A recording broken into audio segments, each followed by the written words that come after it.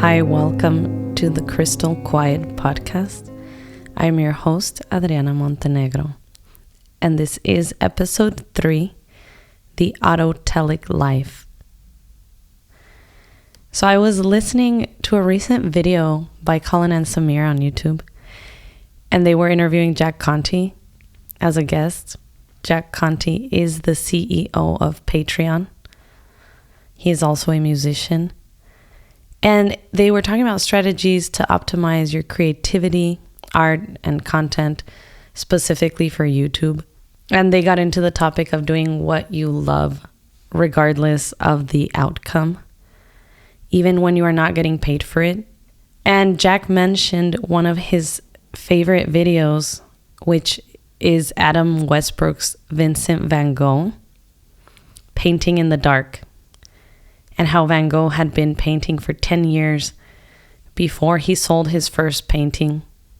I went and watched the actual video on YouTube, and what Vincent writes in his letter to Theo about what fame means to an artist is very beautiful. Vincent tells the story about fireflies and how women used to pin them into their hair and clothes and wear them as decorations. I'm not going to mention the rest of the story so that I don't ruin the video for you in case you do want to go watch it, which you should definitely go watch. But I'll add the links in the show notes so that you can go check it out. What really caught my attention, though, was a word that I had never heard before. As I was watching the Colin and Samir video, Jack Conte brought up the word for the first time. And that's the first time I had ever heard it. And it caught my attention. That's when I decided to go and read the book, Flow, The Psychology of Optimal Experience, which Adam brings up in the video. And the book is by Mihaly Csikszentmihaly. And it was written in 1990. So I bought the book and I read it.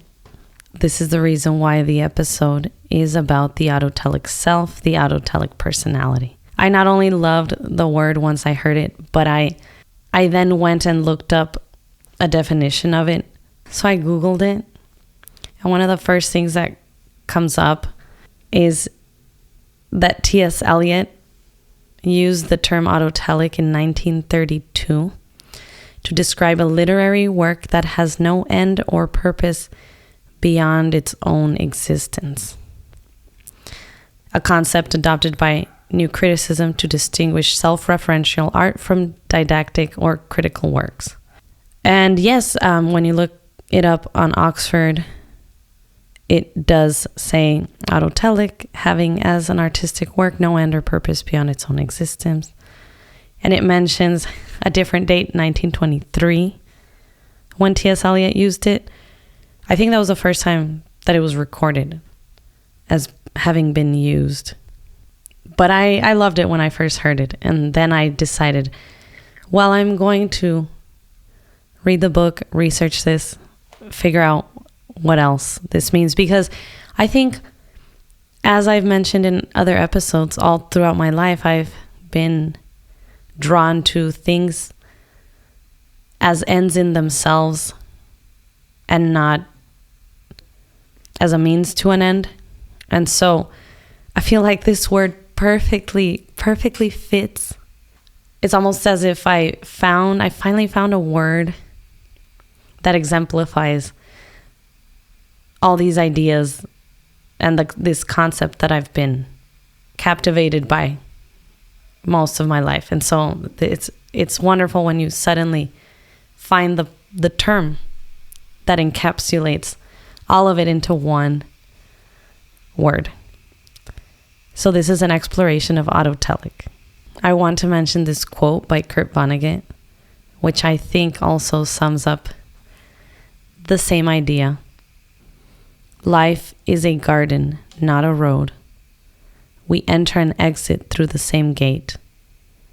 Wandering, where we go matters less than what we notice.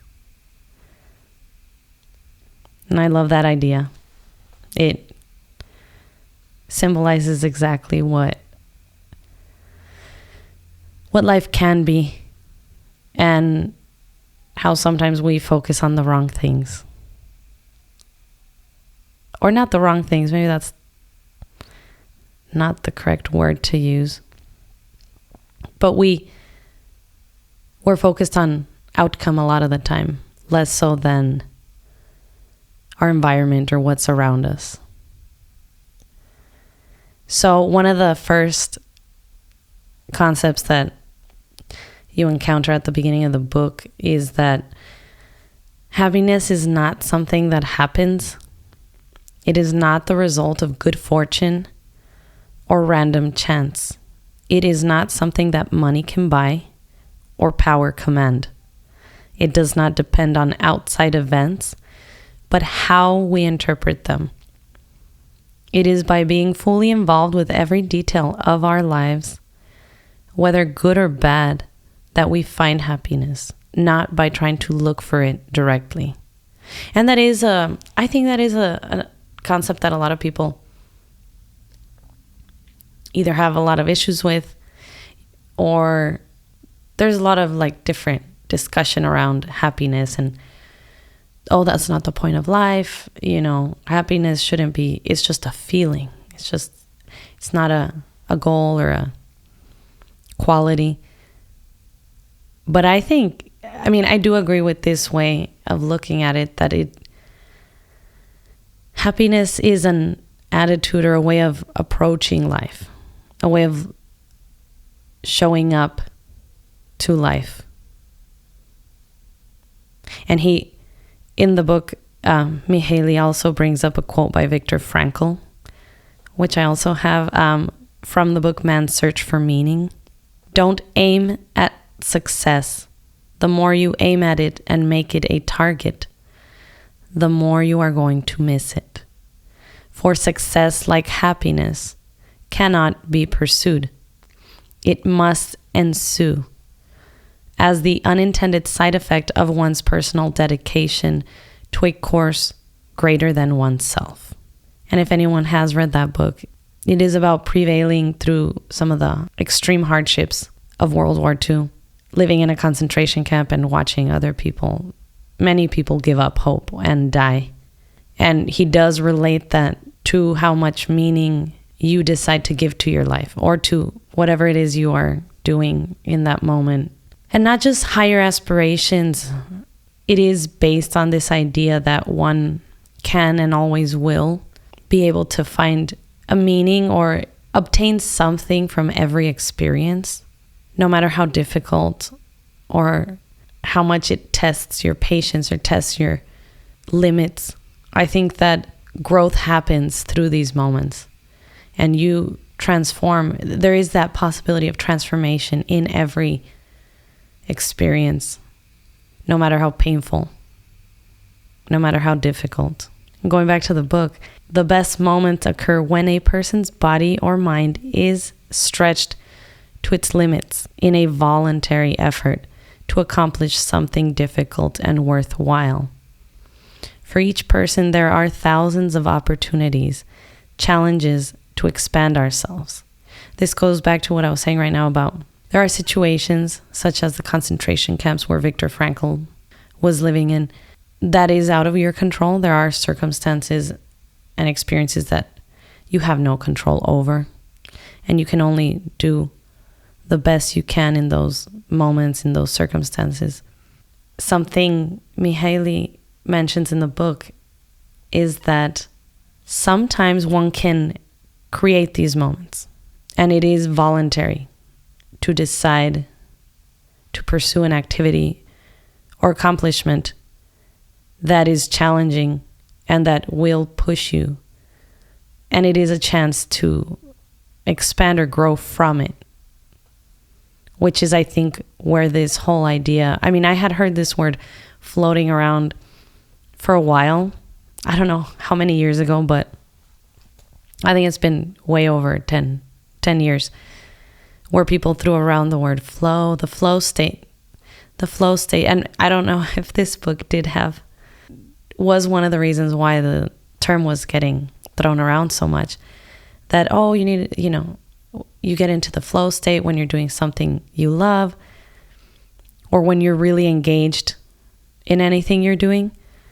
We finally get to his definition of the word flow, which is the state in which people are so involved in an activity that nothing else seems to matter. The experience itself is so enjoyable that people will do it even at a great cost, for the sheer sake of doing it. This is why flow, I guess it's interchangeable with autotelic, in that it is to choose to do something for the sake of doing it as an end in itself, as opposed to a means. You're not expecting any outcome. You're not focused on the outcome or the reward or the accomplishment. It's just the process itself is what is not only appealing, but it is the most enjoyable part of this. And he says that what would really satisfy people is not getting slim or rich, but feeling good about their lives.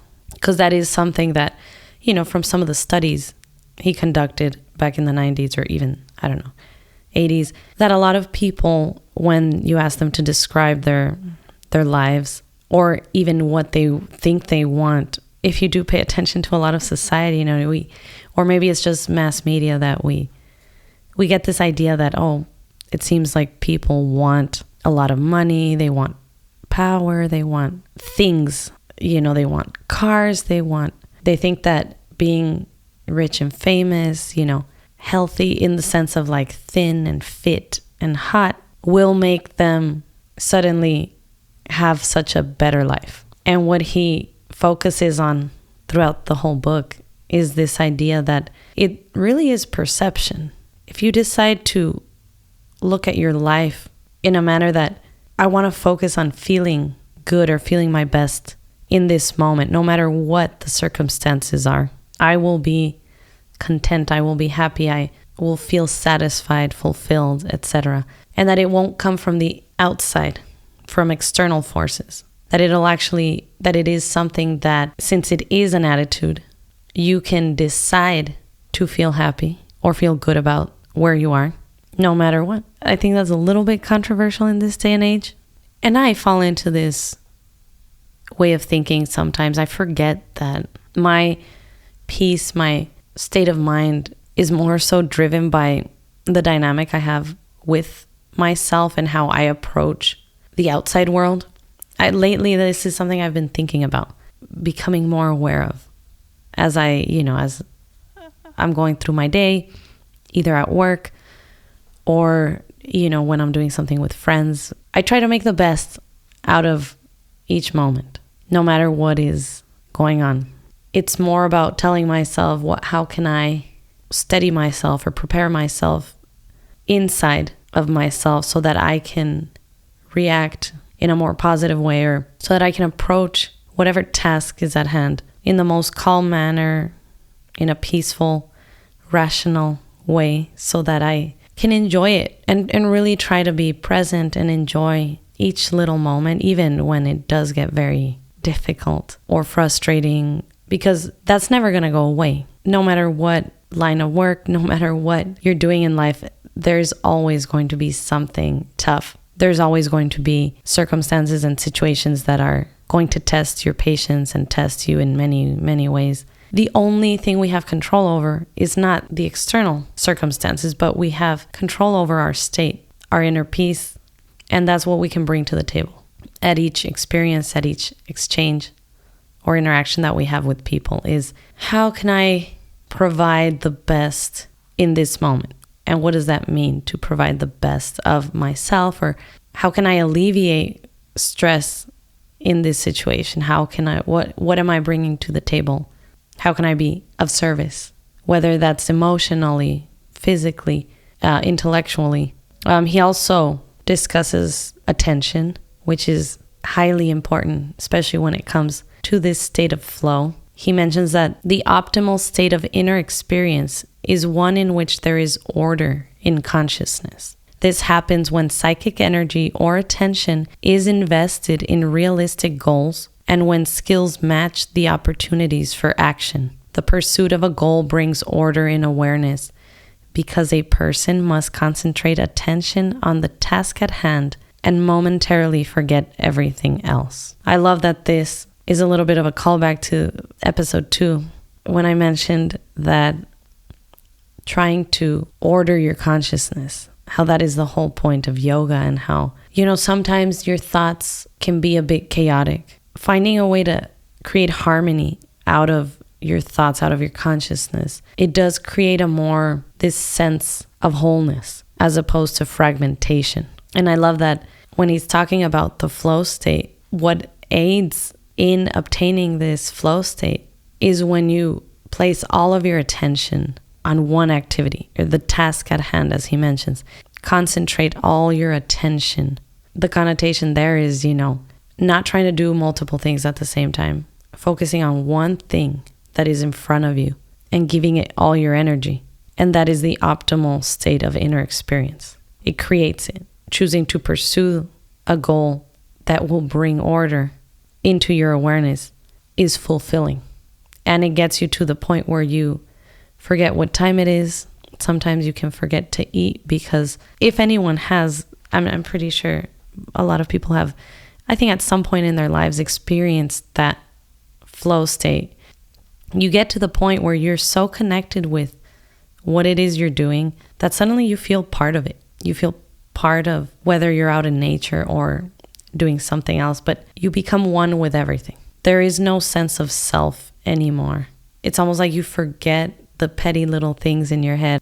But when you're fully engaged with something, with anything you're doing, even talking to another person, even meditating, whether you're just with your own presence, when you give yourself entirely to that, your sense of self disappears, which is something that I guess in yoga they call that. That is the goal in yoga, is to forget the self. He mentions whenever some of our needs are temporarily met, we immediately start wishing for more. This chronic dissatisfaction is an obstacle that stands in the way of contentment. To deal with these obstacles, every culture develops with time protective devices, religions, philosophies, arts, comforts that help shield us from chaos. They help us believe that we are in control of what is happening and give reasons for being satisfied with our lot.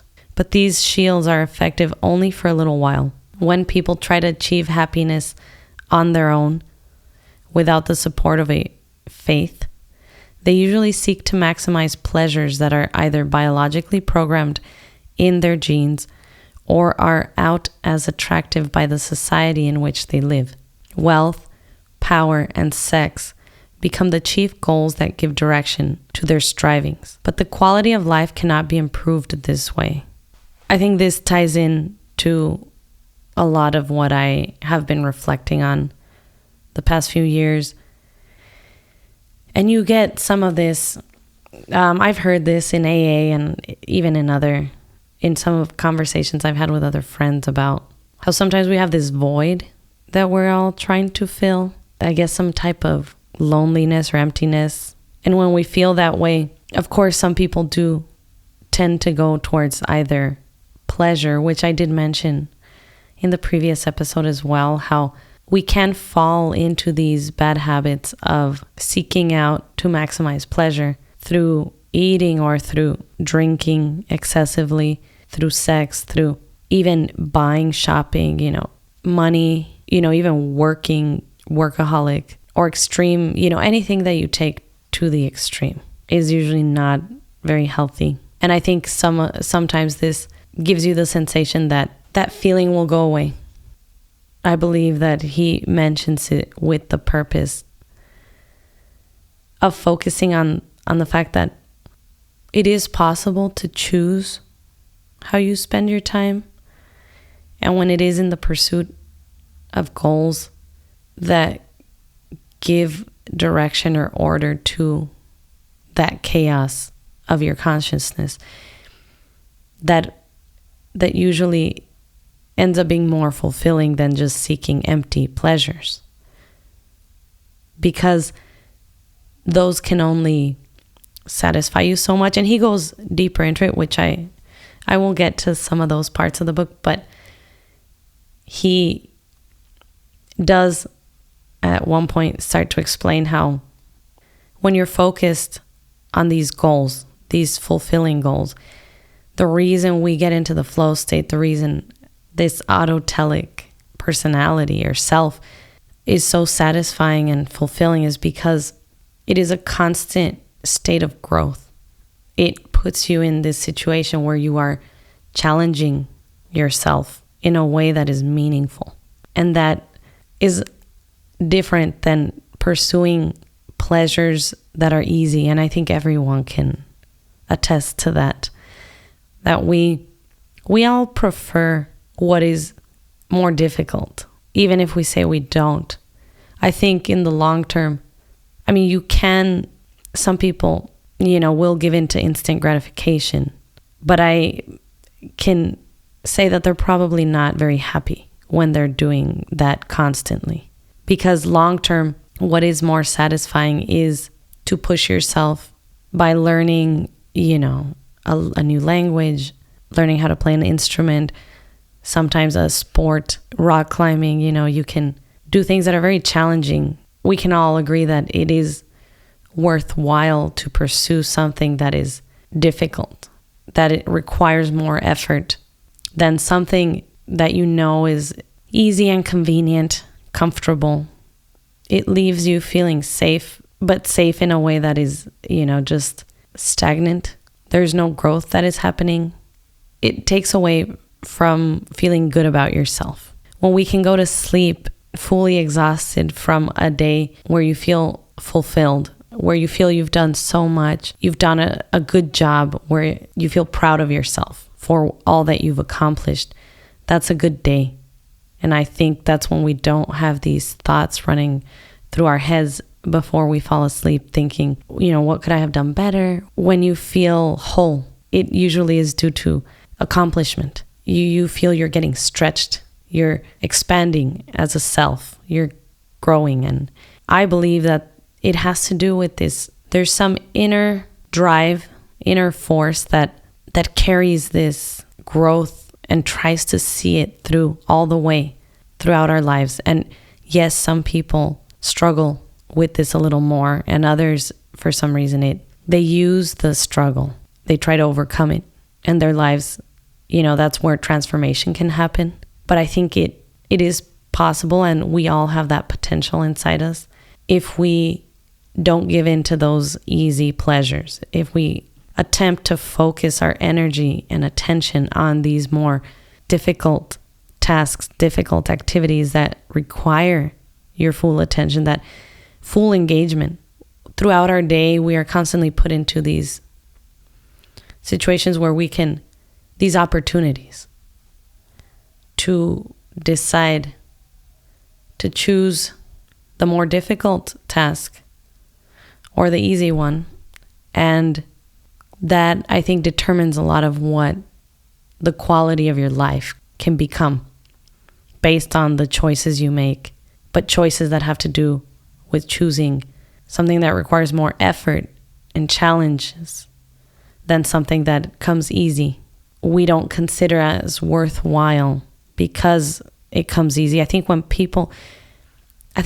a difference or an example would be when people get a big gift of money. For some reason in our minds, even just knowing that we didn't work for that money or for those things that are given as gifts, it can still be something very nice for someone to give you the gift, and it's beautiful and it has meaning. But I think that in our own mind, the way we perceive it, we place value differently when something is just given freely than when something is worked for, earned, as they say. And I think the same goes for inner experiences, growth, how we obtain wisdom about ourselves, and the way we experience the world can be drastically influenced by what kinds of experiences and challenges we are choosing. He also mentions how we feel about ourselves, the joy we get from living, ultimately depends directly on how the mind filters and interprets everyday experiences. Whether we are happy depends on inner harmony, not on the controls we are able to exert over the great forces of the universe. To do that, we must learn to achieve mastery over consciousness itself, which ties it back to yoga. Each of us has a picture, however vague, of what we would like to accomplish before we die. How close we get to attaining this goal becomes the measure for the quality of our lives. If it remains beyond reach, we grow resentful or resigned.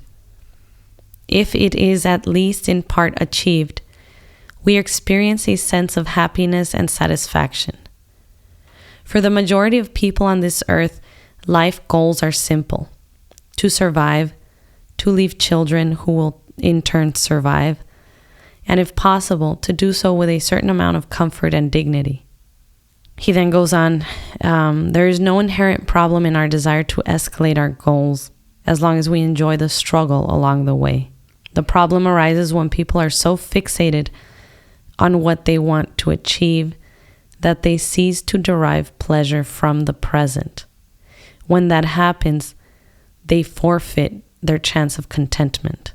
There are people who have managed to find ways to escape the frustrating treadmill of rising expectations.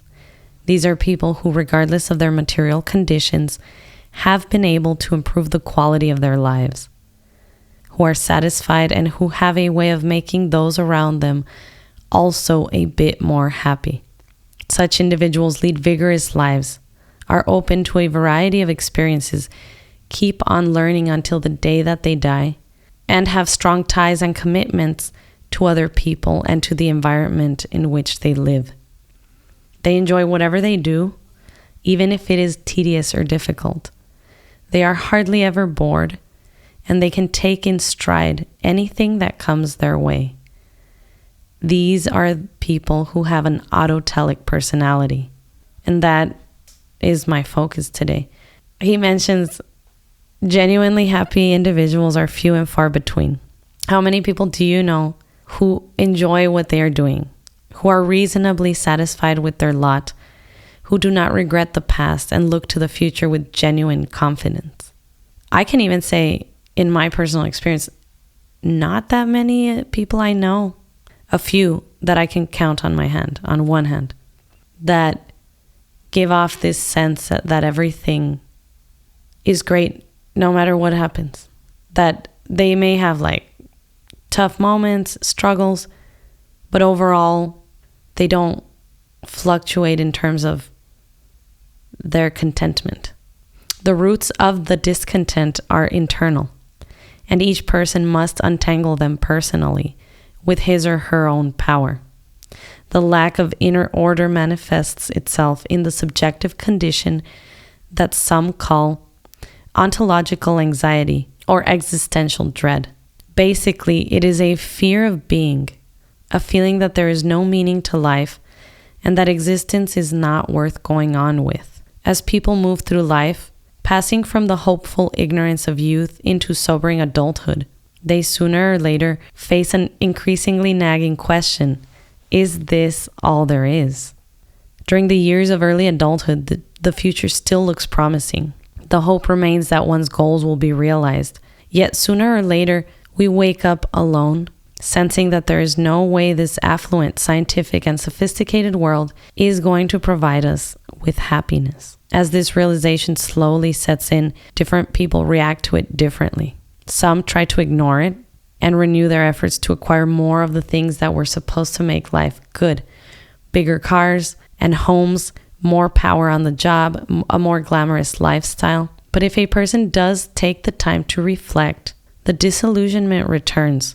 After each success, it becomes clearer that money, power, status, and possessions do not, by themselves, necessarily add one iota to the quality of life. I want to go back to the question, is this all there is? Because I remember specifically the point in my life where I had that question. It was rough to face. All of a sudden, everything felt monotonous. Or maybe not all of a sudden. Over time, I remember, and this was, I'd say, about 7, 8 years ago, when it kind of started, when I started noticing the feeling of this existential dread and this question every time I woke up, is this all there is? There was this monotony that had become, I guess, and I don't think it's just a routine. I think the monotony was more the way I was choosing to look at things. So it was my own, the prison I created in my own head was due to the way I was looking at the world and the way I was looking at myself, and as very rigid, fixed. It felt monotonous and stagnant, and it made me think about killing myself and suicide. But at the same time, I didn't want to die.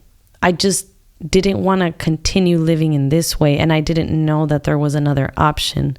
I remember waking up, and for a while, there was a time that I got really depressed because I didn't understand how I can get out of this feeling, or how I thought it would just go away.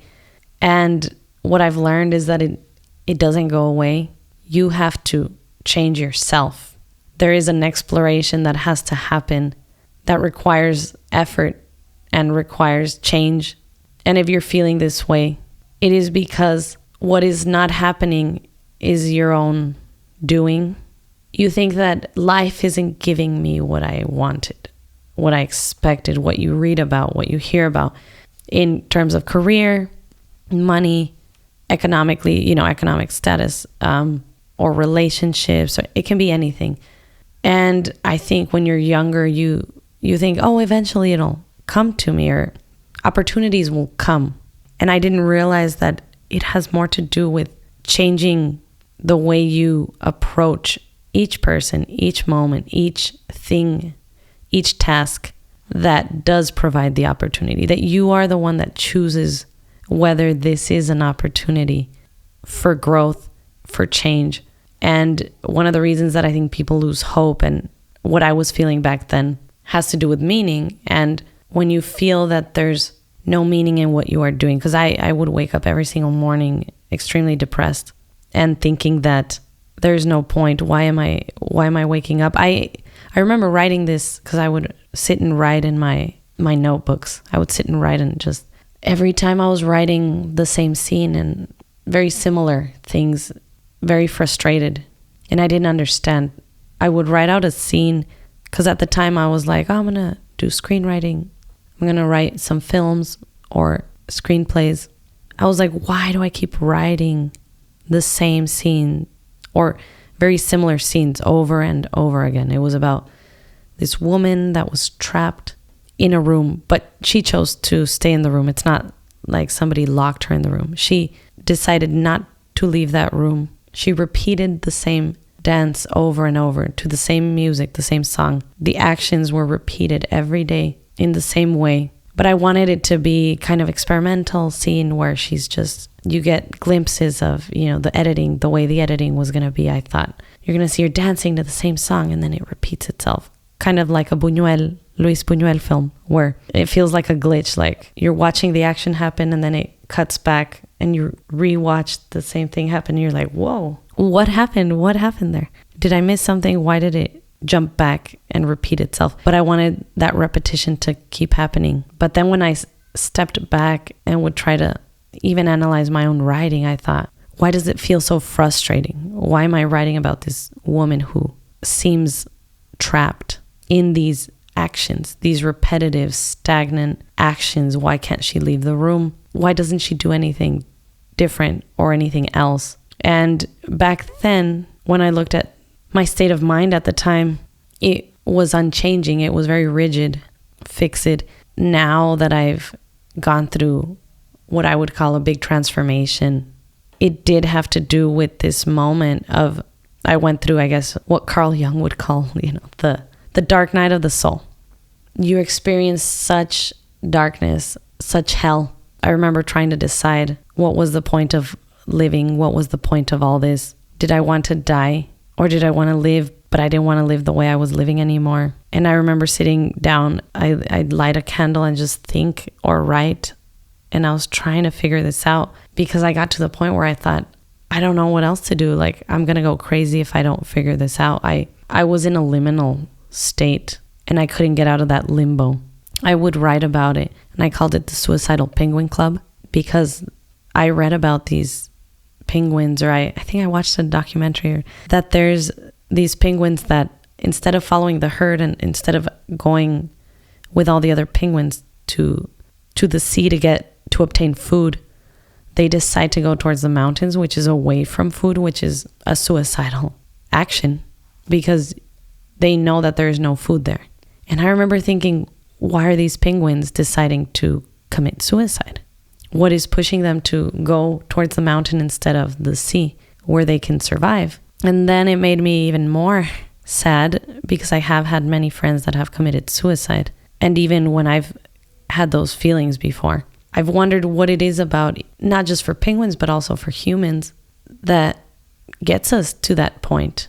It was something it took me a long time to understand, and I don't even know if I fully understand it now, but I think much more than I used to. I didn't understand what was causing them to lose all hope and to decide that death is better than living.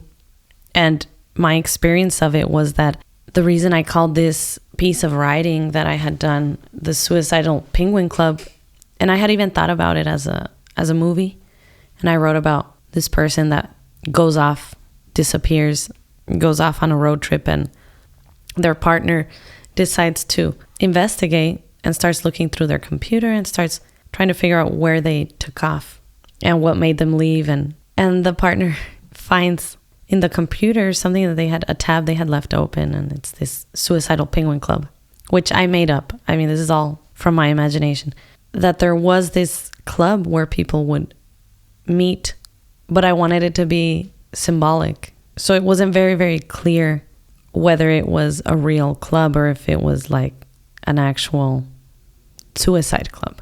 So the partner decides to track down their boyfriend and tries to, figure out where this club meets, where it's located. And they start investigating, they start doing a lot of research, and then they go on their own road trip to try to find this place. At one point, she gets to a bar where she decides, and somebody kind of mentions it casually, like, oh, the Suicidal Penguin Club is behind that door. And I wanted it to be ambiguous to where you can't really, as an audience member, you can't really tell, whether this was a real place or was all in her imagination, if she was also going through her own existential crisis at that moment, and maybe wanting to believe that this was real so that she could find her partner. I wanted it to be very ambiguous so that that decision, whether she would walk through that door, it makes you wonder more so. The focus would be, how much hope does she have and what is she expecting to find on the other side? Because it could obviously go so many different ways. It could be that this was all real and that this club is a liminal space where people who don't want to live anymore come and meet, and it's a commune or it's some kind of community where they all help each other, maybe like an AA room or meeting. Or this is all fake, and that website she found was just symbolic of actually going and taking your own life. Or it was all in her imagination, and maybe the person had already committed suicide, and maybe her wanting to find, and that's why it's a film. And I wanted it to be more so symbolic, this journey that she went through, not so much the partner, but she's so focused on the partner's outcome or where they had disappeared to, than her own projection or perception of what she was experiencing at the time, her own existential crisis. And I did want to leave it ambiguous, but the reason I mentioned this is just to show how for many years I was stuck in that limbo, and it was a very weird time in my life. And for some moments there was no hope, and it felt very dark. I didn't know how to get to the other side, if there was another side, but I also didn't want to die. Deep down, I didn't really want to kill myself. I just didn't know what to do with that question. Is this all there is? Because if so, it would seem very dreary, a dreary life, to think that I had lost all the glimmer of life. at that moment, like everything seemed gray. I remember the repetitions of some of the actions, the things I would go through my day, and because it didn't have any meaning, it didn't feel like there was any meaning in anything I did. And I didn't realize I could create meaning from everything that I did. It wasn't till I decided later, because I think a little bit after this, because I was going through these dark nights where I would just sit around with a candle, pondering whether I should kill myself or just trying to figure out what other options I have. And maybe that was my way of talking to God, or just self-reflecting over this kind of desperation of not feeling that anything made sense, or just feeling that nothing made sense, and that I didn't want to keep living the way I was living. And I didn't know if it was possible to live any other way. And maybe deep down there, I don't know if I ever worded it or expressed it verbally, but I do remember inside me the thought of, or just the feeling of, there has to be something more to this. I would like to find something more. This cannot be the end. This cannot be all there is. I think that's why I've heard this quote, and I don't remember who said it, but hope is the last to die. And I think that's very true, except perhaps for the people who have decided to end their lives, because I have had many close friends commit suicide and die. And for me, it was this realization that I don't even know where that hope came from, but I managed to find it somewhere deep inside me and like bring it up more closer to the surface so that I could stick it out for a little longer with the hope that I just wanted a change, and I didn't know how. I didn't even know that I wanted change, or perhaps I did deep down, but I wasn't very aware of it. And suddenly a week later or a few days later, I had a short film premiering at a film festival, and I bumped into my cousin, Oscar, who is an actor, lives out in LA, but he happened to be in town because he had been in a short film that was also premiering or being screened. And so we bumped into each other. We hadn't seen each other in a really long time because I saw him, but at the time I was, still drinking and partying and would hang out with a lot of different bands and musicians. And he saw me and I was already drinking. And I was like, "Where's your drink? Let me get you one." And he was just like, "No, I've been sober 9 years. I'm good." But he looked very happy. And I didn't understand it. Like, it didn't make sense to me because I thought, he doesn't look miserable at all. What's going on in his life that I don't have? How come I'm miserable? Why can't I get out of this stagnation? So he started talking to me a little bit about his story and how his family put him in rehab and how he went to AA and still goes to AA. And of course, I just was listening, just kind of like, oh, okay, whatever. But then we kept hanging out a few times after that. But even that evening at the film festival, even after talking to him for a little bit about his own story, I then went and watched my own film being screened, which I thought like, oh, very proud that I had made this film. And I still am. But the content of it does revolve around someone that's trapped and who is clearly an addict. And then it just suddenly hit me while watching, the screening of my own film. And I had to, answer questions, get on stage, answer questions about the film. And it hit me having my cousin be there, watching the film after having this conversation about his sobriety and seeing how happy he was, just even sober, that I just thought, I looked at the film and I realized, oh my God, this is my life. I put it on screen. Even if it was an adaptation of a playwright from Chihuahua, it was kind of, he's like, oh, this is just more like a skeleton.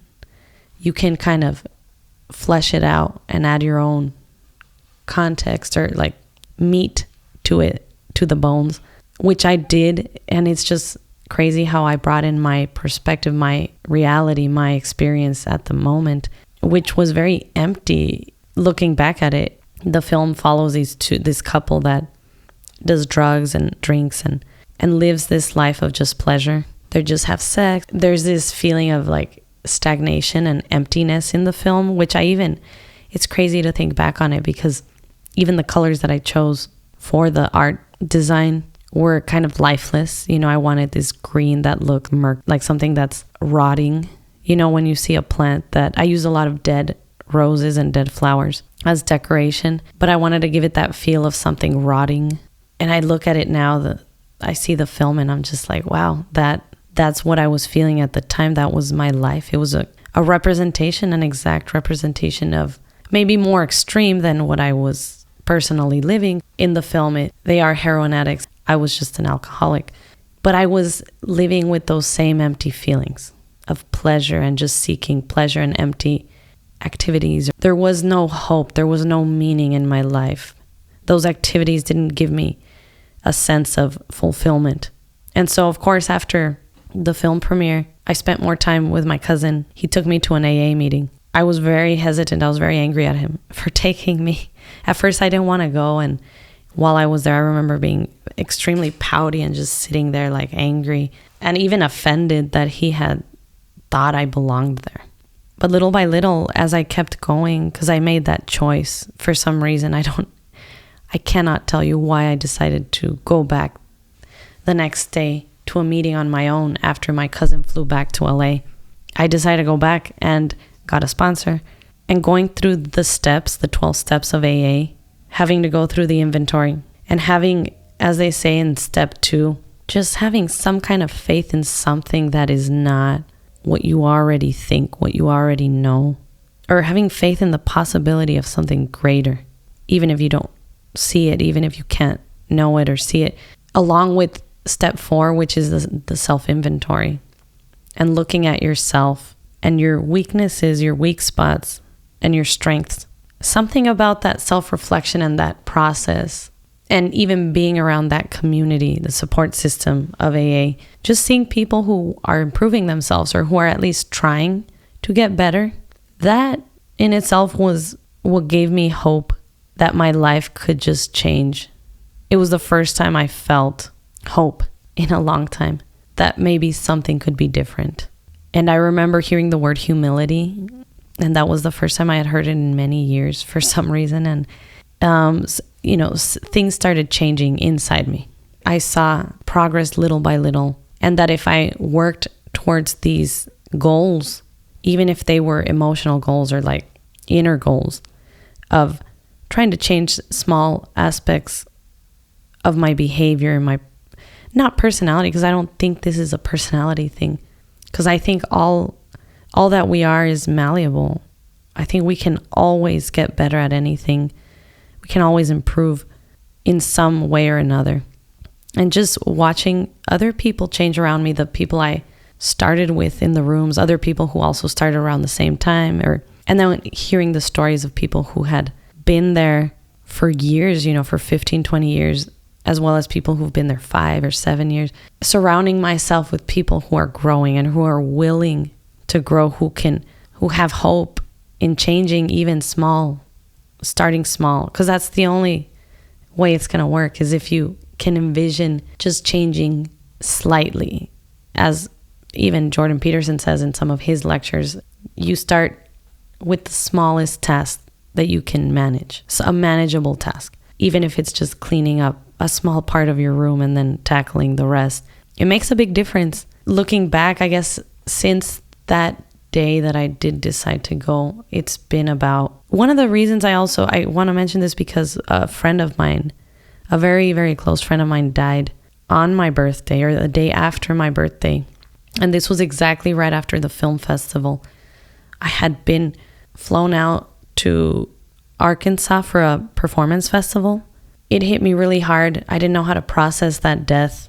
It was very disturbing, and it took me a really long time. I spent a lot of time by myself instead of interacting with some of the people at the festival and other artists, because he was my best friend from high school, and it was heartbreaking to know that he was my age and he had died from addiction, but also he died of AIDS, but he didn't have to. He could have taken better care and gone to his appointments if he wasn't addicted to the drugs that he was doing that were not given by medical professionals. And therefore, I look at his life and other people who have committed suicide. And this was before I decided to go to AA. That is one of the reasons why I did choose to change my life, because it had happened like one thing after the other. I was at the film premiere. I heard my cousin talking about his life. I went to this performance festival. I didn't drink throughout the festival for some weird reason, even though they gave us full drinks at the bar.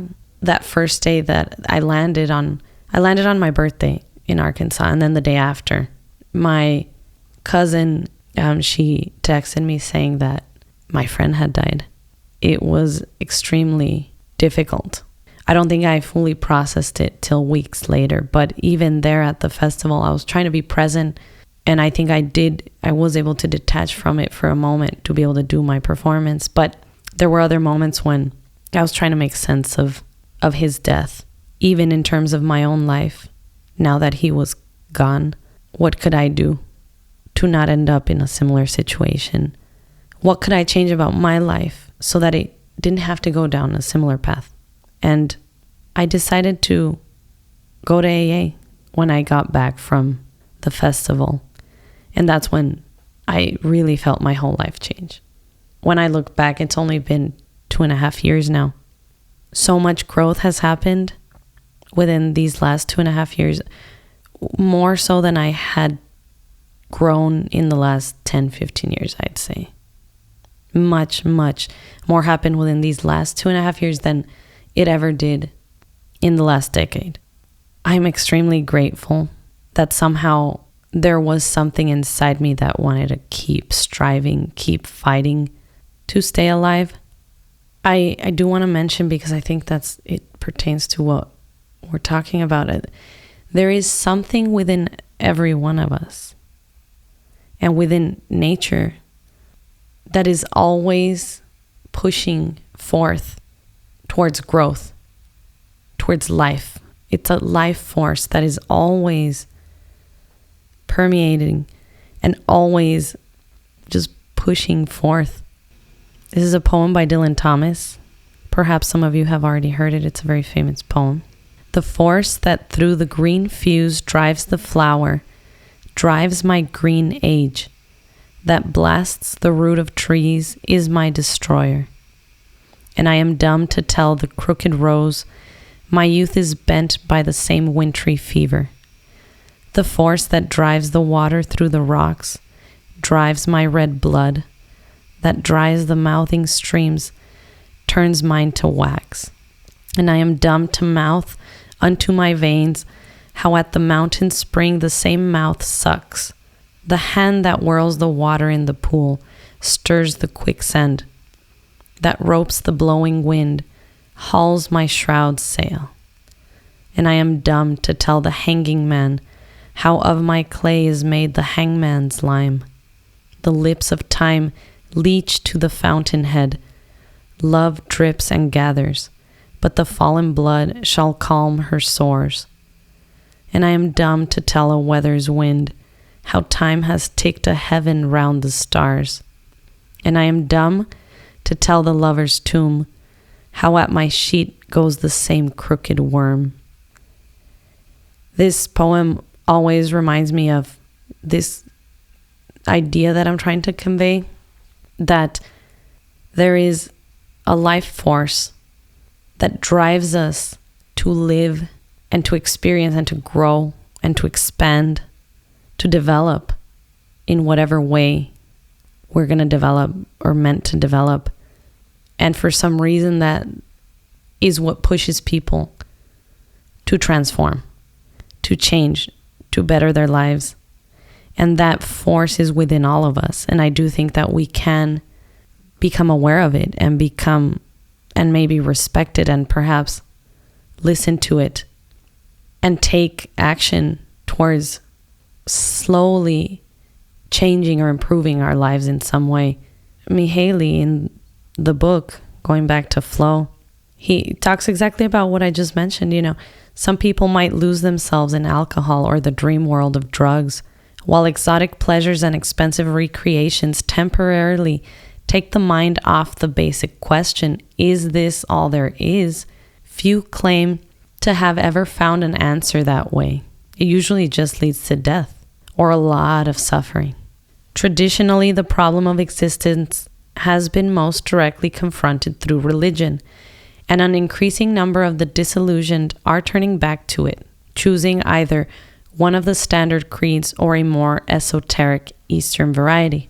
But religions are only temporarily successful attempts to cope with the lack of meaning in life. They are not permanent answers or solutions. Today, it is more difficult to accept their worldviews as definitive. The form in which religions have presented their truths, myths, revelations, holy texts, no longer compels belief in an era of scientific rationality, even though the substance of the truths may have remained unchanged. I do agree with his statement, and you can see it all around us that, I do see how religion helps a lot of people, and you can also see it in the rooms of AA, not just religion, but even spirituality, whether you want to call, Eastern religion, any faith-based practices can really help an individual. But it is hard to maintain. As he says, it usually wears off. It is like any type of higher philosophy. It cannot be the only thing that gives meaning to life. He mentions to overcome the anxieties and depressions of contemporary life, individuals must become independent of the social environment to the degree that they no longer respond exclusively in terms of its rewards and punishments. To achieve such autonomy, a person has to learn to provide rewards to him or herself. He has to develop the ability to find enjoyment and purpose regardless of external circumstances. And before all else, achieving control over experience requires a drastic change in attitude about what is important and what is not. Here I wanted to bring up Montessori, the Montessori method again, because I do love that, and not just because I grew up as a Montessori child or because my parents and my family have worked in Montessori or own Montessori schools, but reading the philosophy of Maria Montessori, as well as seeing the effects in the classroom when I worked as a teacher, is that the method is based on individual learning and learning at the pace of each individual child.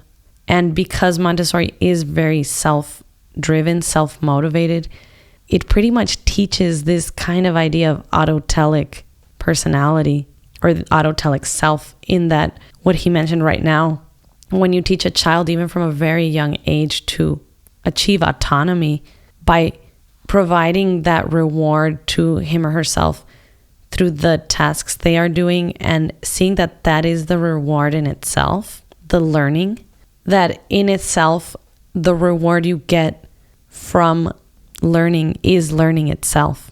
That there's not going to be this extra prize at the end, that learning is the reward. And this statement he made about Mihaly mentions he has to develop the ability to find enjoyment and purpose regardless of external circumstances.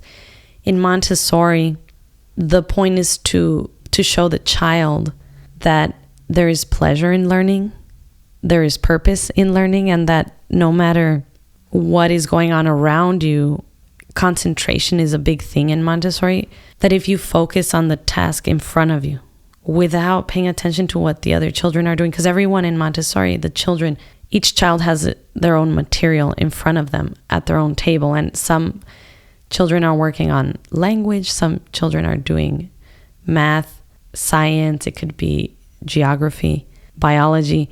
And so the point is to focus on what is driving you at that moment. What do you want to work on today? What do you want to improve today? Mihaly explains that achieving control over experience requires a drastic change in attitude about what is important and what is not. Because even growing up as a Montessori child, later in life, I think I lost that sense of, that way of looking at the world. And I know Stanley Kubrick also has a quote about how great it would be if we maintained that sense of wonder that children have without the naivety of childhood, but more from the wisdom of adulthood, being able to maintain this attitude towards the world and this sense of wonder and how everything we experience, how he says you can give it value just by changing your way of looking at it, by changing your perception of it, gives it a meaning. And so when you attach meaning, when you give meaning to what you are doing, no matter what it is, your experience of it is going to be 1,000,000 times better than if you already tell yourself, this is not worth my time or this is worthless. You're going to be miserable. So when you have no control over your circumstances or the external circumstances, all you have control over is how you choose to look at something. I added a quote by Henry David Thoreau in here. As I was reading the book, for some reason, I just kept thinking of this quote. The mass of men lead lives of quiet desperation. And it's funny how Ralph Waldo Emerson has a similar quote. We're always getting to live, but never living. We're not engaged in what we are doing now. What is it about now that could completely even change our future if we just focus on today and on each moment and how we can learn from each experience? And I also think that in terms of the other quote, the mass of men lead lives of quiet desperation. Most people are miserable in their circumstances because of the thoughts they have, because of the way they are approaching life, their attitude towards life. And I mean, it's funny that Thoreau said this, seeing as he went off into the woods, he was tired of the fakeness of incessant, that life. He mentioned, I remember reading, I have Walden, and when I was reading it a few years ago, he talks about the reason why he left the city and how the pursuits of everyone, he was just tired that everyone was just kind of like, go, go, go. And there were all these goals that they wanted to achieve, I think he went off into the woods because he wanted peace. And he became who he is. He left this legacy of writings due to all his self-reflection that he did in the woods, living by himself, living in nature.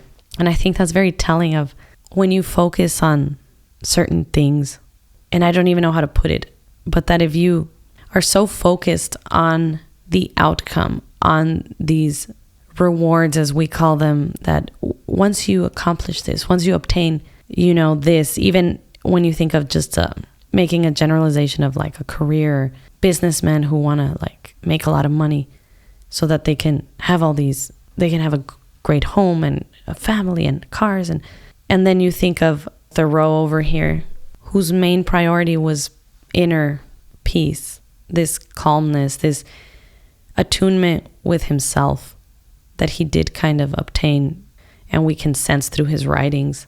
And he gave us so much wisdom that now we can draw from for our own learning, for our own growth. He changed history to an extent, and he added to it. We never think, how can we benefit society in a way that is healing and that is not just self-absorbed, not from a selfish point of view of how I can just become more powerful, more rich, more famous, how can I have that lifestyle where I can everyone has these ideas of themselves and these ideas of other people, these ideas of the future and of what they want from life, what they want to accomplish, and they leave them as ideas, as images. They have this image of it.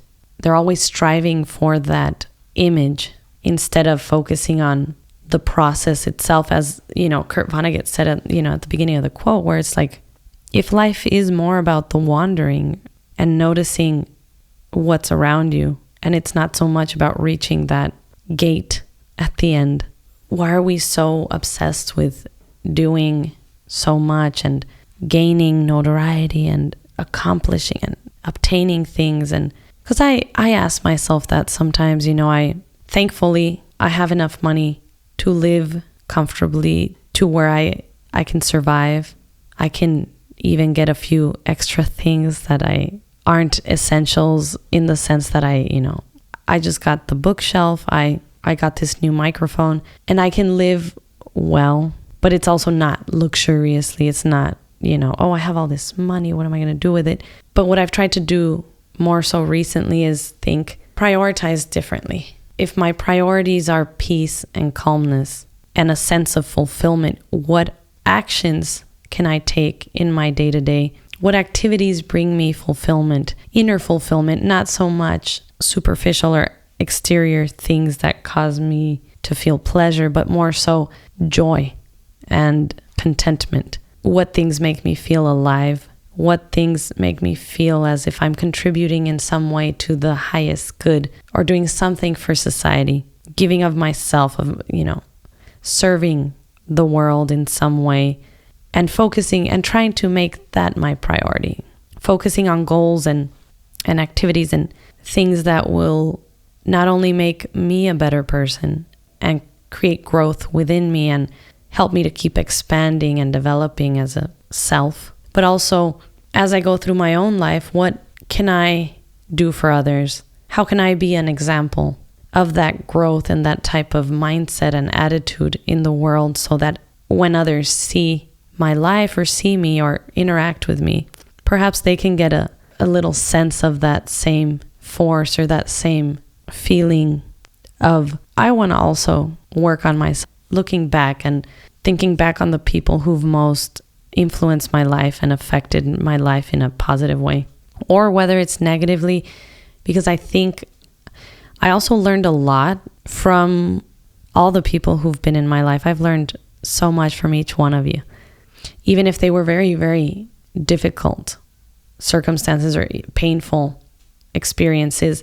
I look at all of it based on what I could learn from it and what I could change and what I could become better in terms of my behavior or my way of thinking, my actions, my words.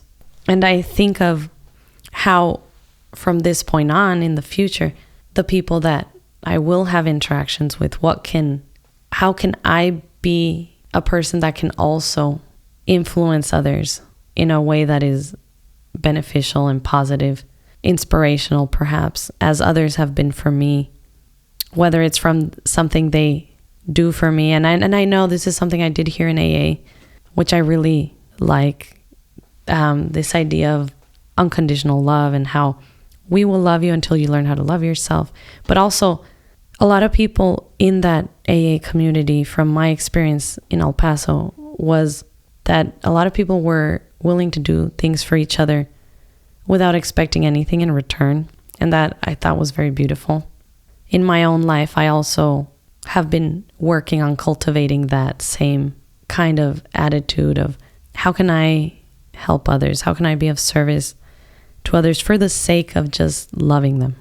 How can I love another person without expecting anything in return? And it's so hard because I catch myself at different moments, even when I meet new friends or interact with other people.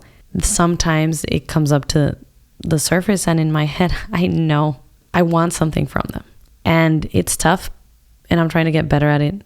I'm tying it into the autotelic personality because in the sense that there is nothing more enjoyable than doing something for its own sake and getting to the point where you can, Mihaly talks about it in the book, and I'll get to it at some point, how there are people who have this autotelic personality at all times or at most times.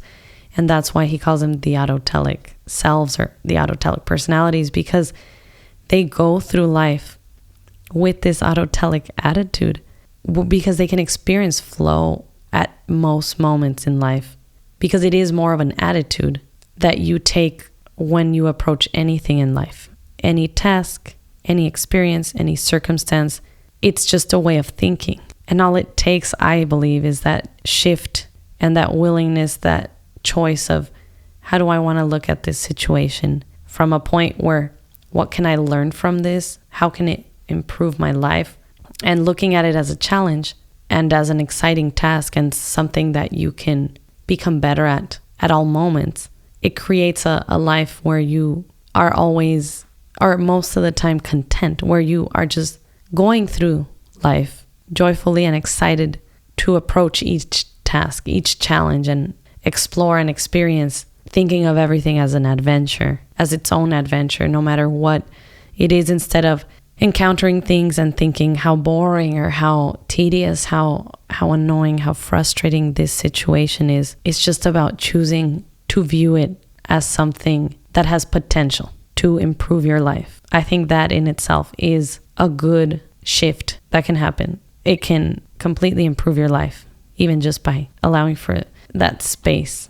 Mihaly also mentions the essence of socialization is to make people dependent on social controls, to have them respond predictably to rewards and punishments. And the most effective form of socialization is achieved when people identify so thoroughly with the social order that they no longer can imagine themselves breaking any of its rules. All social controls, for instance, are ultimately based on a threat to the survival instinct. The people of an oppressed country obey their conquerors because they want to go on living. When they do not rely on pain, social systems use pleasure as the inducement to accept norms.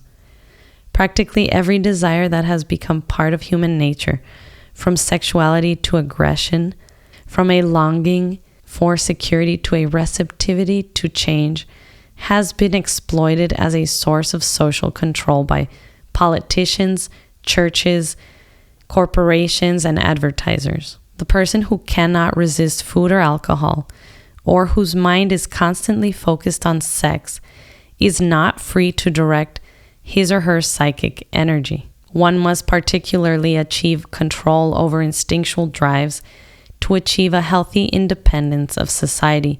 For as long as we respond predictably to what feels good and what feels bad, it is easy for others to exploit our preferences for their own ends.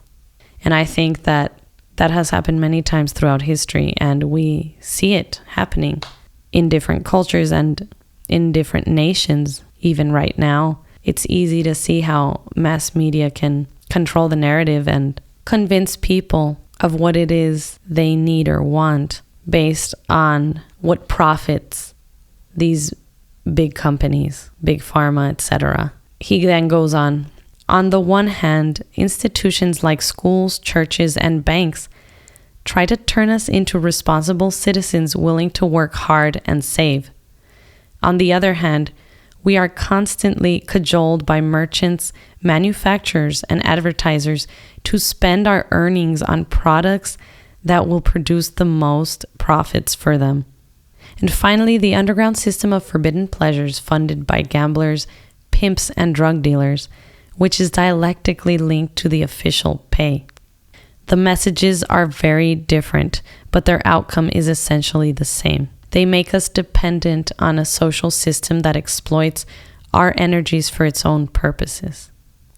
The most important step in emancipating oneself from social controls is the ability to find rewards in the events of each moment. If a person learns to enjoy and find meaning in the ongoing stream of experience, in the process of living itself, the burden of social controls automatically falls from one's shoulders. Power returns to the person when rewards are no longer relegated to outside forces. We must also become independent from the dictates of the body and learn to take charge of what happens in the mind. Pain and pleasure occur in consciousness and exist only there.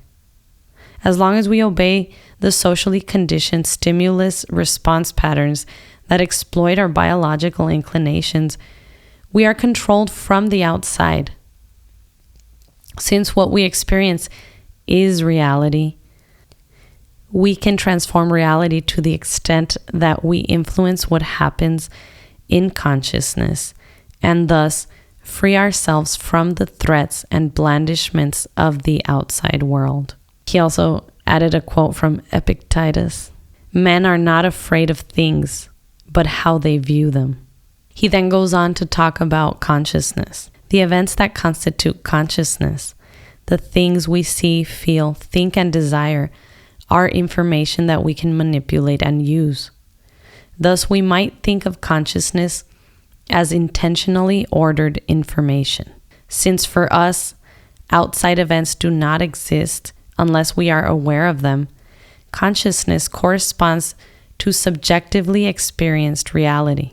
Thus, while consciousness is a mirror that reflects what our senses tell us about what happens both outside our bodies and within the nervous system, it reflects those changes selectively, actively shaping events, imposing on them a reality of its own. The reflection consciousness provides is what we call our life, the sum of all we have heard, seen, felt, hoped, and suffered from birth to death. Although we believe that there are things outside consciousness, we have direct evidence only of those that find a place in it. We may call intentions the force that keeps information in consciousness ordered. Intentions arise in consciousness whenever a person is aware of desiring something or wanting to accomplish something. They act as magnetic fields, moving attention towards some objects and away from others, keeping our mind focused on some stimuli in preference to others.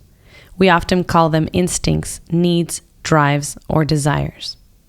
Simple functions like adding a column of numbers or driving a car grow to be automated, leaving the mind free to deal with more data. We also learn how to compress and streamline information through symbolic means, language, math, abstract concepts, and stylized narratives. In the roughly 1/3 of the day that is free of obligations, in their precious leisure time, most people, in fact, seem to use their minds as little as possible. The largest part of free time is spent in front of a screen. The plots and characters of the popular TV shows are so repetitive that although watching TV requires the processing of visual images, very little else in the way of memory, thinking, or volition is required. Not surprisingly, people report some of the lowest levels of concentration, use of skills, clarity of thought, and feelings of potency when watching videos or TV. The information we allow into consciousness becomes extremely important. It is, in fact, what determines the content and quality of life. I think these are all very important points. So I was having a conversation with someone the other day, and technology and screens and social media, because we rely so heavily on them nowadays, and that is what takes up most of our free time now, whether that's video games, watching videos on YouTube, social media. Not only has it impacted how people relate to each other in person, and that has affected the quality of interactions that we have, but it's also causing a lot more loneliness and emptiness and this loss of hope and meaning in people's lives. And I think it is due to the fact that when we spend so much time in front of screens, whether that's TV, our phones, iPads, we're not challenging ourselves to do other activities that require more concentration, more effort, more challenges, more potency, due to Mihaly's studies that he conducted that lead to flow states or autotelic states. We just have so much less of that right now. Not only that, the way algorithms work and everything, it creates a bubble around each person individually by themselves that it doesn't allow for perhaps content that might otherwise pull you in a path of growth or even spark curiosity in you that you wouldn't have otherwise thought of. But because we are allowing for other people to direct our consciousness and control it in these ways due to the algorithms, our attention is being bought, paid for, and pulled from every which way through different companies, different corporations, anyone who can get an ad in, anyone who can steal your attention for even just a few moments, which happens so much. This is one of the reasons why I got off social media, was that even when you don't want to, your attention is pulled by some video that might seem interesting, that starts off, they hook you with something either an image or a phrase or something that pulls you in. And then when you look back, you think, why did I spend 10, even 5 minutes of my time on this content that's not even beneficial to me in any way? It's just something ridiculous or funny or stupid or not productive, not conducive to any learning, any growth. We are not aware of what we consume. I think as a society, and especially for young people, because they don't know any better and they're going off trends and they're going off what is popular and what other people like, we can shape our life based on what we pay attention to, what we allow into our consciousness. The attention we give to things is how we select what is important. We give value to what we give our attention and our time to. But what I think is happening as well is that we're relinquishing not only our attention and our mind to whatever these people who create these algorithms and these platforms and the social media, we're relinquishing our control of consciousness and our quality of life, because I believe attention is our most valuable asset. So when we are being passive and we just allow other people to control what we consume, the content we consume, and where our attention goes during our free time, we're relinquishing ourselves pretty much, our future, our lives, our attention, our being in that moment.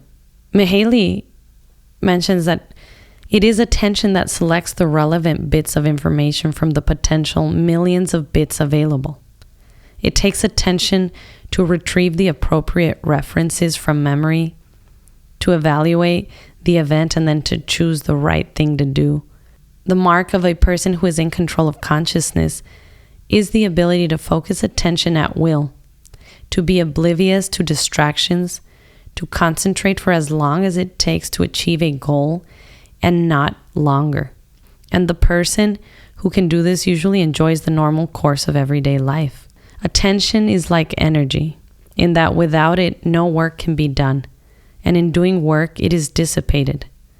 We create ourselves by how we invest this energy. Memories, thoughts, and feelings are all shaped by how we use it.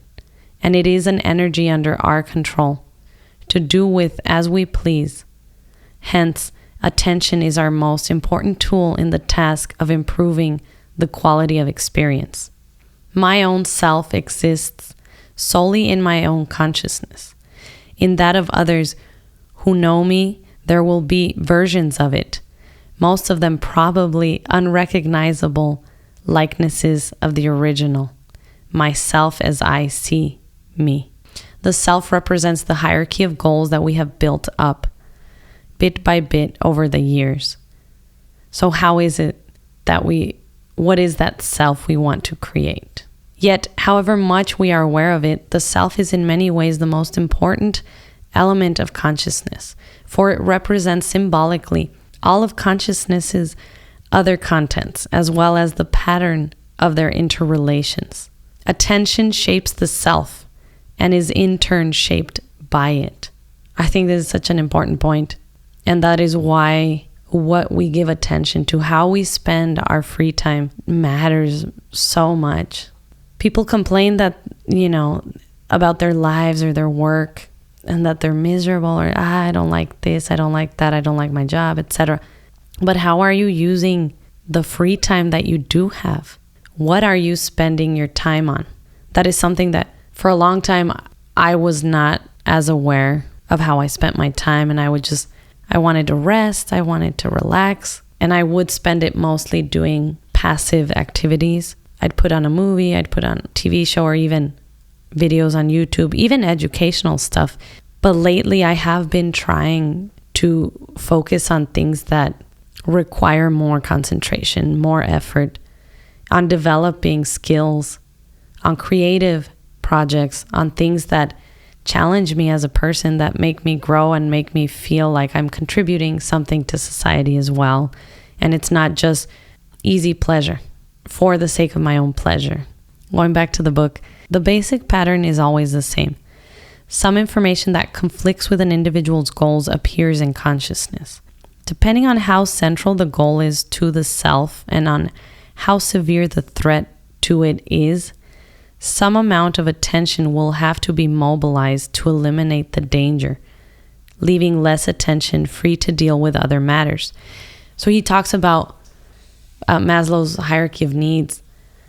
For this example, how people who are struggling even just to survive or are in situations that are more life-threatening, depending on the circumstances, of course your attention is going to be fully focused on surviving, on overcoming that threat, instead of maybe focusing on challenging goals and skill sets or activities that would be more autotelic or flow states because of that internal pattern that the mind has of eliminating danger first. When the information that keeps coming into awareness is congruent with goals, psychic energy flows effortlessly. It is the opposite of psychic entropy, a disorganization of the self that impairs its effectiveness. Prolonged experiences of this kind can weaken the self to the point that it is no longer able to invest attention and pursue its goals. Flow helps to integrate the self because in that state of deep concentration, consciousness is unusually well ordered. Thoughts, intentions, feelings, and all the senses are focused on the same goal. Experience is in harmony. Differentiation implies a movement toward uniqueness, toward separating oneself from others. Integration refers to its opposite, a union with other people, with ideas and entities beyond the self. A complex self is one that succeeds in combining these opposite tendencies. A self that is only differentiated, not integrated, may attain great individual accomplishments, but risks being mired in self-centered egotism. By the same token, a person whose self is based exclusively on integration will be connected and secure, but lack autonomous individuality. Only when a person invests equal amounts of psychic energy in these two processes and avoids both selfishness and conformity is the self likely to reflect complexity. The self becomes complex as a result of experiencing flow. Paradoxically, it is when we act freely for the sake of the action itself rather than for ulterior motives that we learn to become more than what we were. When we choose a goal and invest ourselves in it to the limits of our concentration, whatever we do will be enjoyable.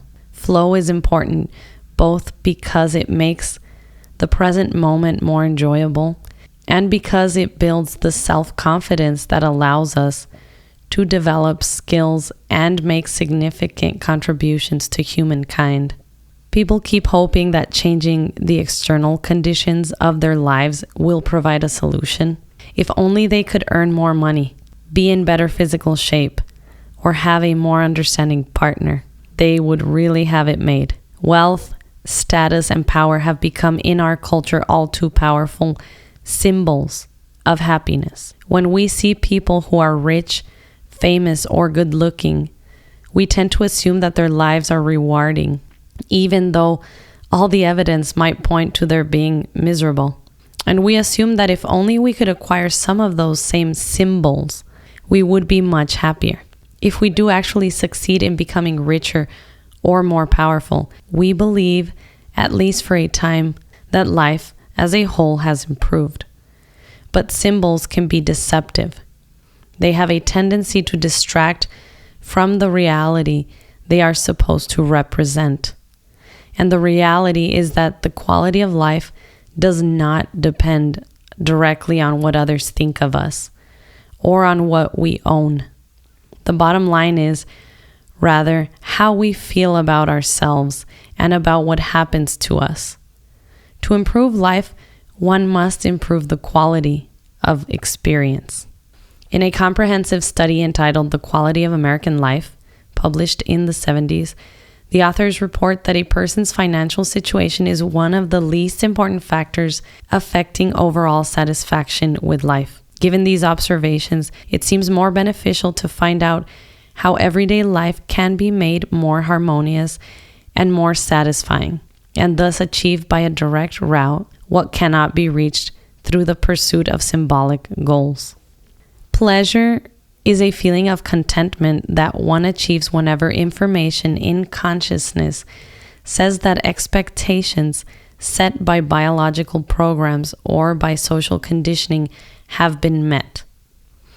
The taste of food when we are hungry is pleasant because it reduces a physiological imbalance.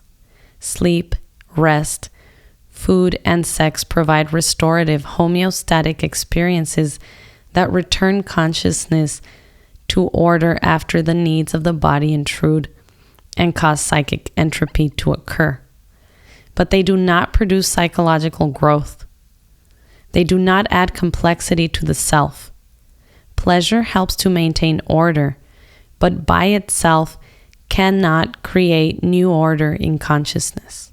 Enjoyable events occur when a person has not only met some prior expectation or satisfied a need or a desire, but also gone beyond what he or she has been programmed to do and achieve something unexpected, perhaps something even unimagined before. Enjoyment is characterized by this forward movement, by a sense of novelty, of accomplishment. Reading a book that reveals things in a new light, as is having a conversation that leads us to express ideas we didn't know that we had. After an enjoyable event, we know that we have changed, that our self has grown. In some respect, we have become more complex as a result of it.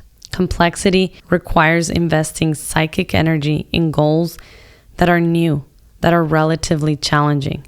It is easy to see this process in children. During the first few years of life, every child is a little learning machine, trying out new movements, new words daily. The rapt concentration on the child's face as she learns each new skill is a good indication of what enjoyment is about. And each instance of enjoyable learning adds to the complexity of the child's developing self. Unfortunately, this natural connection between growth and enjoyment tends to disappear with time, perhaps because learning becomes an external imposition when schooling starts. The excitement of mastering skills gradually wears out. It becomes all too easy to settle down within the narrow boundaries of the self developed in adolescence. As his studies suggest, the phenomenology of enjoyment has 8 major components. First, the experience usually occurs when we confront tasks we have a chance of completing. Second, we must be able to concentrate on what we are doing.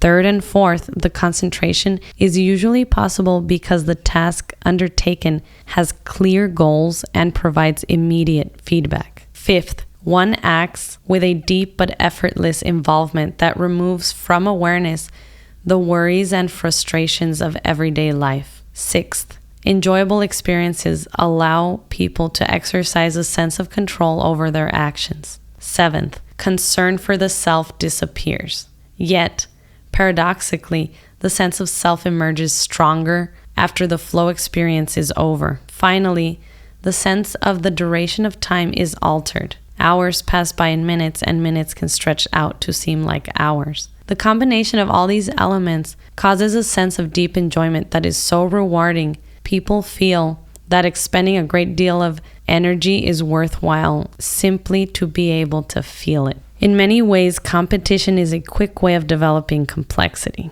He who wrestles with us, wrote Edmund Burke, strengthens our nerves and sharpens our skills. Our antagonist is our helper. The challenges of competition can be stimulating and enjoyable, but when beating the opponent takes precedence in the mind over performing as well as possible, enjoyment tends to disappear.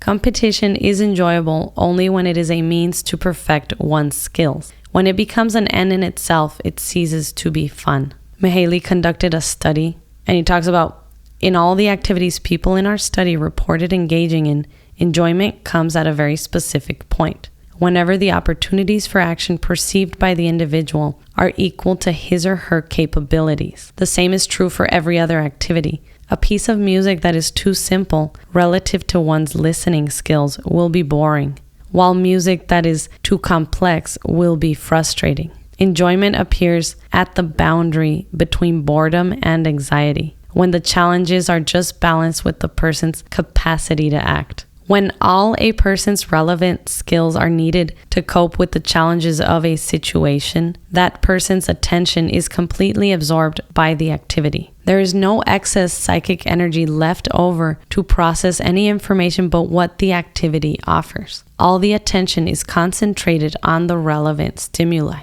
As a result, one of the most universal and distinctive features of optimal experience takes place. People become so involved in what they are doing that the activity becomes spontaneous, almost automatic. They stop being aware of themselves as separate from the actions they are performing. The mystique of rock climbing is climbing. You get to the top of a rock, glad it's over, but really wish it would go on forever. The justification of climbing is climbing, like the justification of poetry is writing. You don't conquer anything except things in yourself.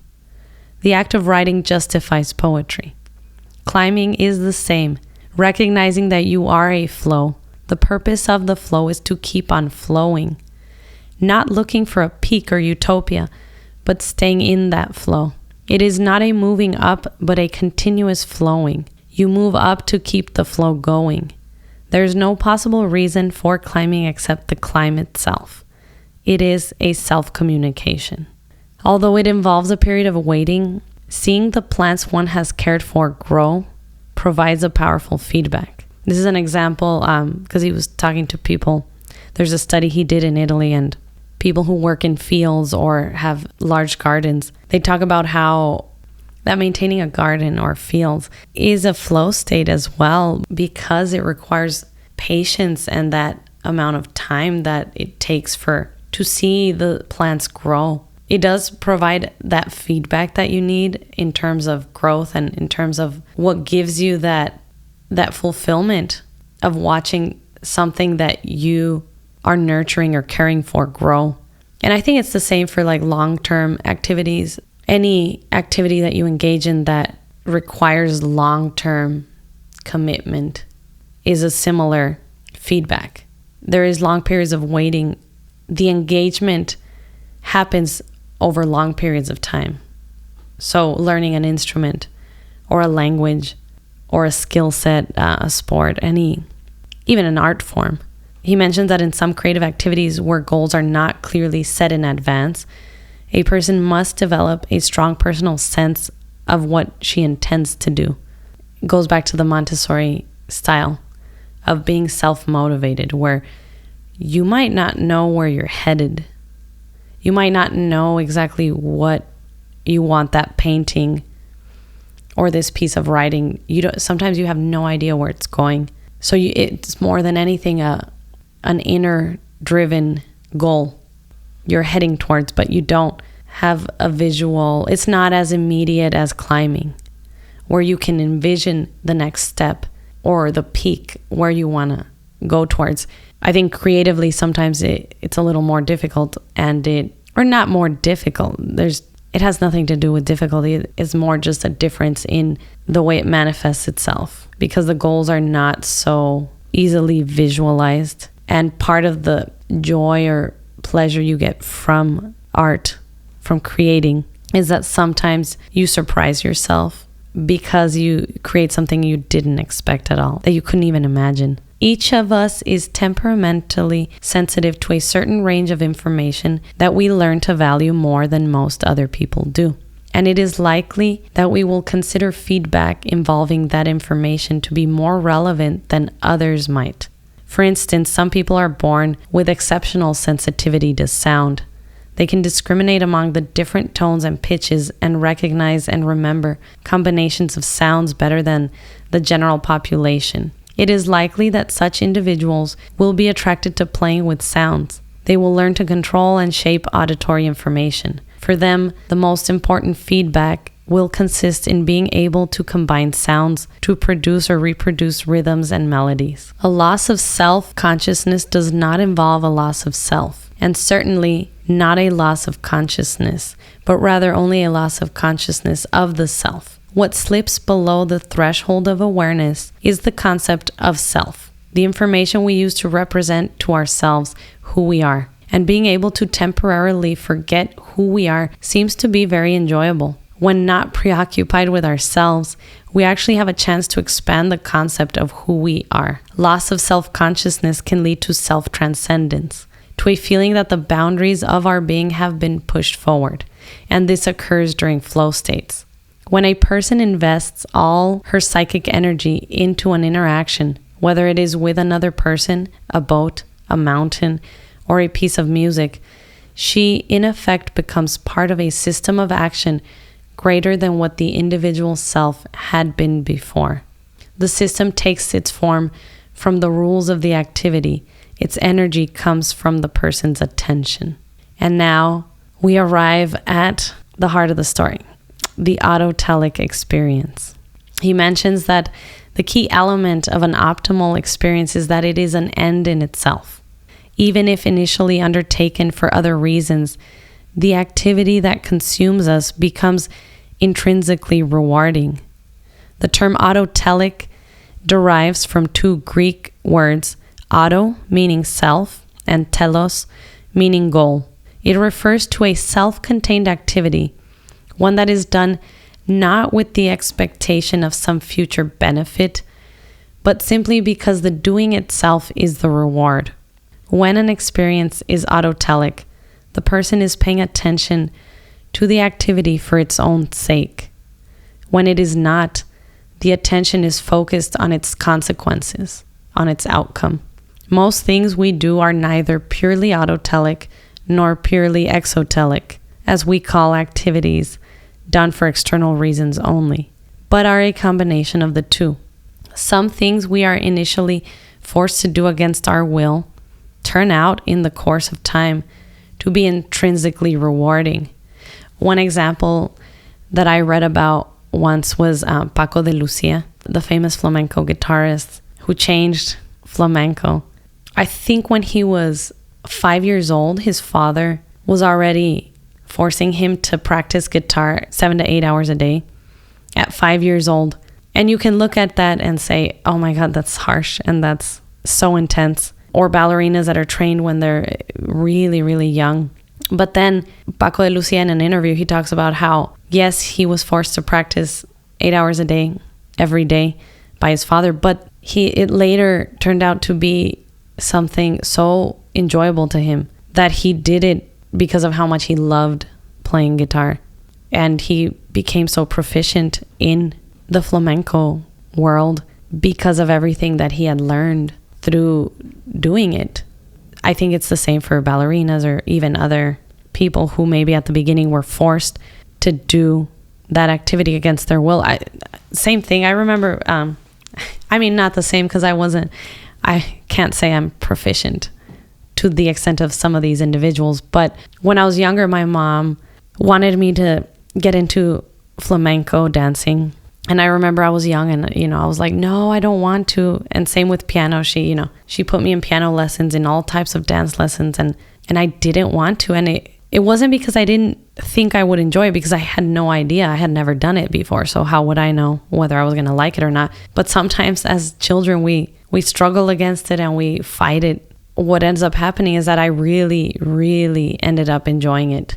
So I'm very grateful that my mother forced me into flamenco and forced me into piano, forced me into so many different dance classes, because now, even though I don't do flamenco all the time, or even dancing in general, or piano, I do play instruments occasionally for myself, and it has added to my life in so many ways. All the different activities that I did as a child, they added to my life in so many ways. They've made me who I am.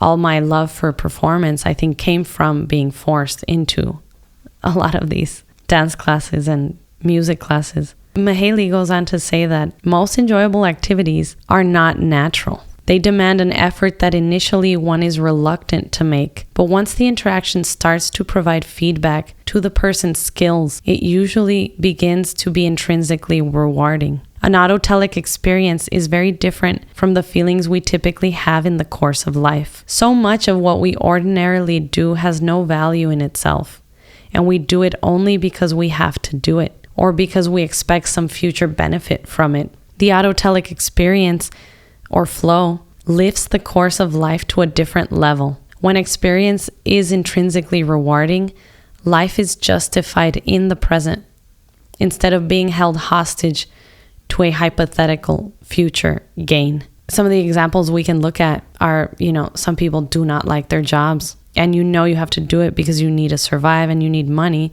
So you're willing to put up with it. You're willing to do it because of some future benefit. Same as you can use a lot of different examples of so many different activities we feel forced to do in our lives in order to gain something in the future. And I see this a lot even in film or art circles, or even where, sometimes you're like, oh, I'm going to go to some networking event so that I can meet people and make connections, so that in the future, perhaps some of these connections will benefit me.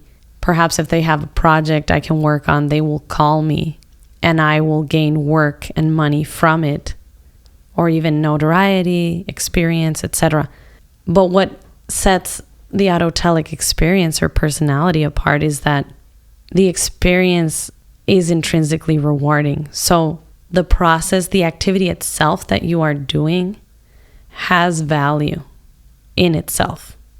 And you're not even worried or focused on the outcome or the consequences or the rewards that come from doing the activity.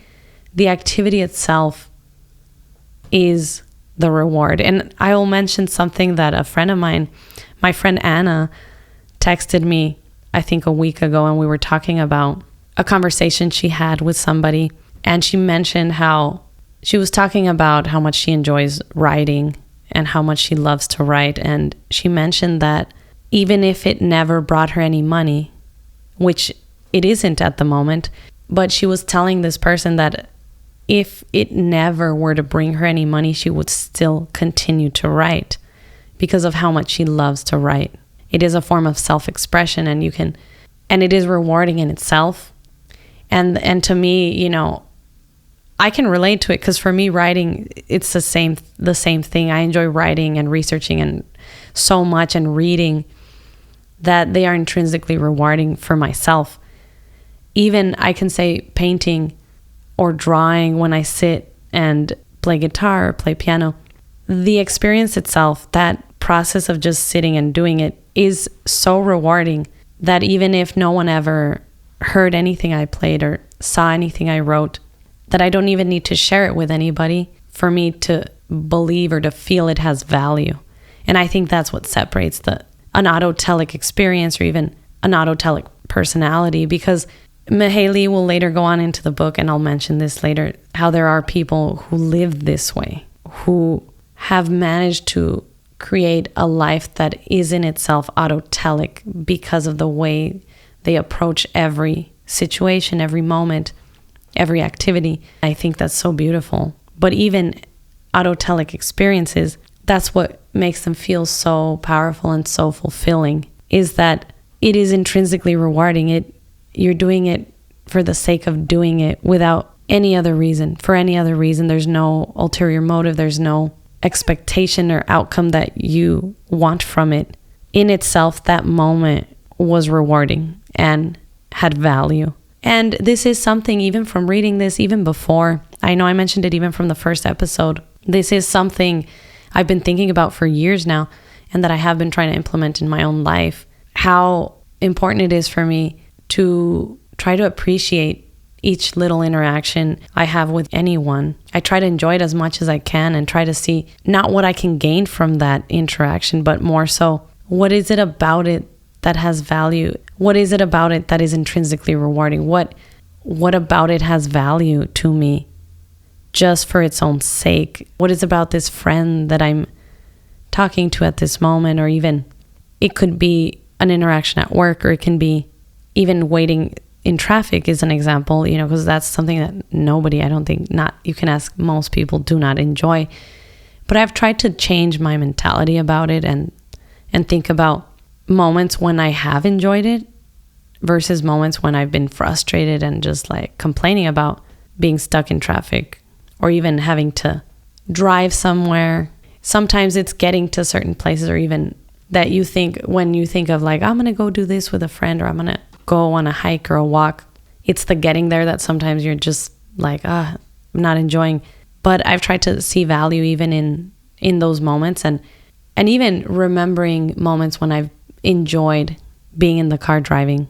I put on a song that I really love, and I try to get my attitude to change and just enjoy even the driving itself, or even moments at work where they might not be as rewarding or it seem as rewarding because it's very difficult or stressful, or I'm dealing with difficult people, or even it could be just moments of boredom or moments where it's a little slower than I would like, but trying to experience that moment for what it is and enjoying all aspects of it, trying to see what I can find positive in that moment or experience, no matter what, that have really added to the quality of my life and my quality of experiencing that day or that moment. He goes on to mention optimal experience is a form of energy, and energy can be used either to help or to destroy. Fire warms or burns.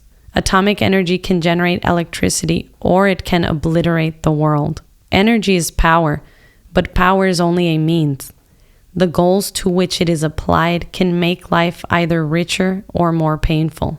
I think that's a very critical distinction and powerful point because, attention is energy, and where you apply it and how you use it really depends on what you're using it for.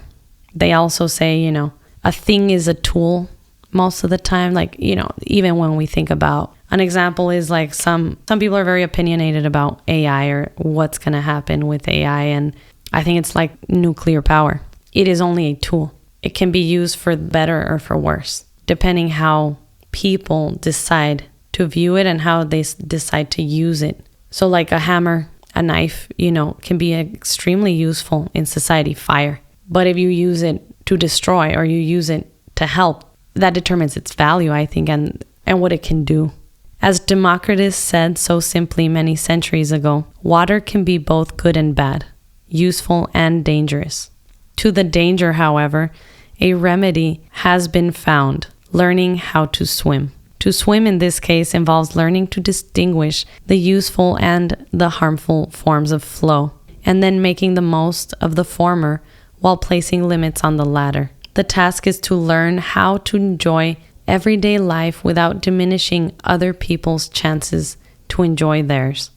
I think that is actually the most important point of the book, the whole book. I think something that will not take away from someone else's experience. How can I at this moment enhance both of our experiences? How can I optimize the experience of all the other people around me as well as my own, and not just focus on my needs or what I want, but be aware and be conscious of what other people, what would make them happy as well, and how to go about without using other people, without harming other people, but still trying to get contentment and fulfillment out of life without having to walk over people.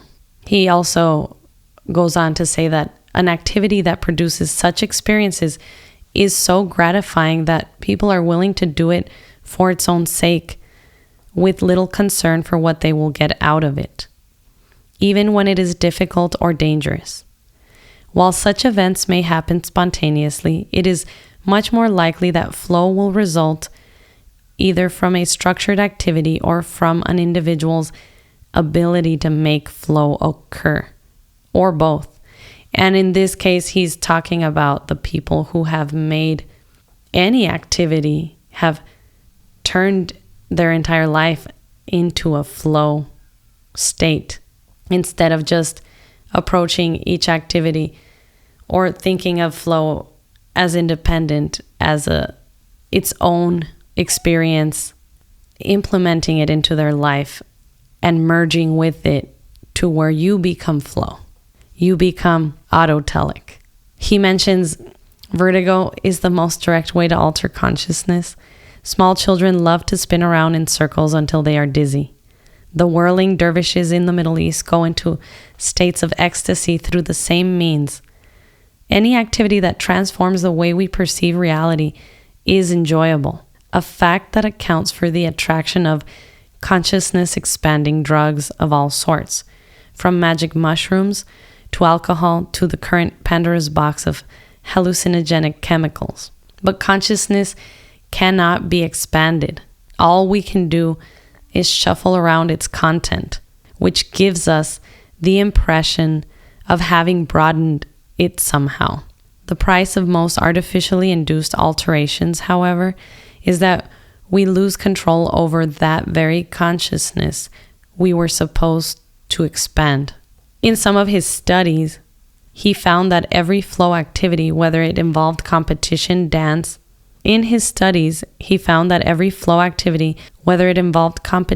chance, or any other dimension of experience, had this in common. It provided a sense of discovery, a creative feeling of transporting the person into a new reality. It pushed the person to higher levels of performance and led to previously undreamt of states of consciousness. In short, it transformed the self by making it more complex. In this growth of the self lies the key to flow activities. It is this dynamic feature that explains why flow activities lead to growth and discovery. One cannot enjoy doing the same thing at the same level for long. We grow either bored or frustrated, and then the desire to enjoy ourselves again pushes us to stretch our skills or to discover new opportunities for using them. During the course of human evolution, every culture has developed activities. He uses an example of tennis players to explain this point. If you're a beginner and you've never played tennis before and you just start hitting the ball across the net, that's gonna in itself cause you to feel a lot of enjoyment and pleasure, because that is in itself a big challenge for someone who doesn't know how to hit correctly, and you're just trying to get the ball to go over the net in a way that works. And as you get better at it, you're going to want bigger challenges. If you're put against an opponent who's really professional and really good at tennis, the other person's not going to gain anything from that experience, because their level of mastery is not even close to that other person. And the professional is going to be so bored by playing against someone whose level of tennis is just nowhere near theirs, that neither party is going to obtain any pleasure from the experience. But if you put somebody to play against an opponent who is slightly better, to where they're almost at equal levels, that's going to be exciting and challenging, because you don't know what to expect. Your skills are being tested, and the challenges are exactly at your capacity level. And over time, as you get better, you're going to want opponents that are even better than you, because it's going to push you to grow, push you to improve your skills. And I mean, he uses this example with tennis specifically, but if you apply it to any of the other flow activities or art forms, music, any instruments or skill sets, it can even be writing, reading, math, that your level of optimal enjoyment is going to match the level of challenges, and it's going to force you to improve yourself. And that in itself is what gives you that satisfaction and fulfillment from the activity. That's what causes flow. He then goes on to explain that during the course of human evolution, every culture has developed activities designed primarily to improve the quality of experience. Even the least technologically advanced societies have some form of art, music, dance, and a variety of games that children and adults play. Art, play, and ritual probably occupy more time and energy in most cultures than work, which makes you wonder why in our society, in modern day, we spend more time working than in leisure activities or what we consider free time. Whereas in other cultures, their life sometimes is already a combination of work and play, or they give importance to their play, their time to focus on art or music or dancing. Many of the optimal experiences of mankind have taken place in the context of religious rituals. Not only art, but drama, music, and dance had their origins in what we would now call religious settings. That is, activities aimed at connecting people with supernatural powers and entities. This connection is not surprising because what we call religion is actually the oldest and most ambitious attempt to create order in consciousness. It therefore makes sense that religious rituals would be a profound source of enjoyment. Because flow activities are freely chosen and more intimately related to the sources of what is ultimately meaningful, they are perhaps more precise indicators of who we are.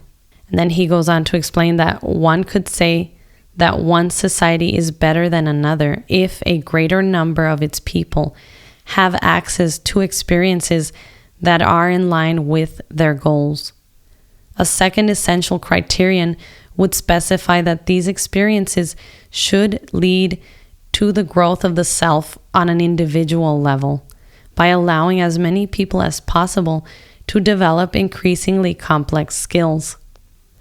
It is sad that, I guess, in our societies right now, if they could be structured around what promotes growth and improvement in the line of work or even skills that the person prefers or enjoys doing, that would probably create a society where most people would be more fulfilled and happier, more content than working jobs that perhaps they don't enjoy. Or even if we provided more free time, or even in the free time that we already have, if people could focus on developing their skills or in pursuit of goals that are meaningful and challenging and that require a lot of concentration and attention and effort, more people would experience real pleasure and not just the pleasure you get from drugs or alcohol or sex. People would experience more fulfillment and happiness from achieving goals that are meaningful to them, instead of relying on these prescribed activities that we see so often in society right now, which are spending so much time in front of our screens, in front of TV, on social media, on cell phones, very addictive behaviors that have become the norm.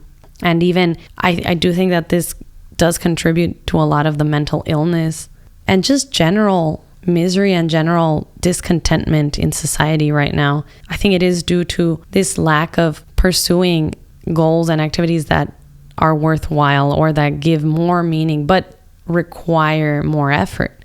A change that could be beneficial is for people to see maybe where they could improve. Maybe focus on changing tiny aspects of how they use their free time, what activities they could do to improve or grow, what skills they can develop during their free time instead of watching videos or TV or just scrolling through social media. Social media and technology, it is creating this emptiness in people. It is creating a feeling of people not only feel shame or from engaging in a lot of these activities or behaviors that are not only addictive, and I can say that because I also felt that back when I still had social media. There were times when I would suddenly realize I was spending hours scrolling through not just social media, but YouTube and other platforms.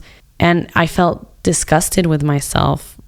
And I felt a lot of shame and even just anger towards myself, because I think deep down we all have a sense of where we would like to go in our life, of what direction we would like to take that is meaningful to us. And maybe for some that might be, maybe it isn't as specific as, a certain type of career or even curing cancer, whatever things people sometimes win Nobel Prizes for. But it doesn't have to be that extreme, but even just creating something meaningful for mankind, or even contributing in some way to the betterment of the world or of society, that would give us satisfaction and fulfillment and pleasure. And because that would require us to become a person who's capable of achieving these goals, of obtaining this type of lifestyle or life that would contribute to humankind in some way. But because there have been times when, I look at how I'm using my time and I am trying to get better about what I focus my attention on and how I manage my time, how I prioritize the things and people in my life.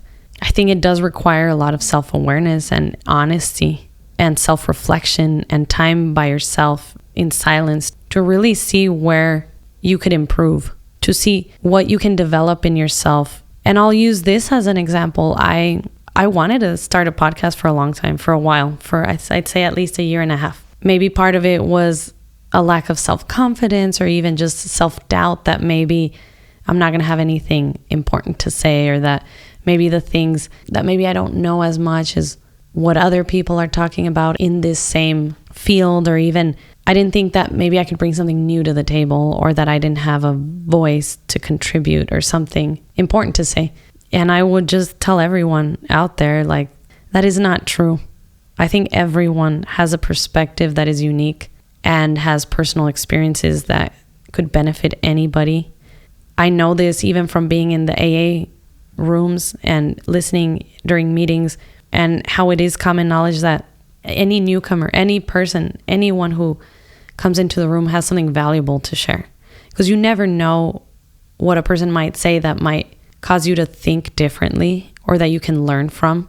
But it was still tough, even after going through the steps and even after having some personal growth of my own. I still didn't have enough confidence to pursue these things that I wanted to do, enjoy music, and I've been developing my skill set, even though it's not at the level maybe that I would like. But I'm also working on getting better at playing guitar and even studying music theory and so that I can create the songs that I'm working on. I can improve them, maybe to get them at a level to where I'm okay with and I like enough to share with people. Or in my writing, my poetry, I think it's creatively similar. Like, I get them written down and I tweak them, I edit them.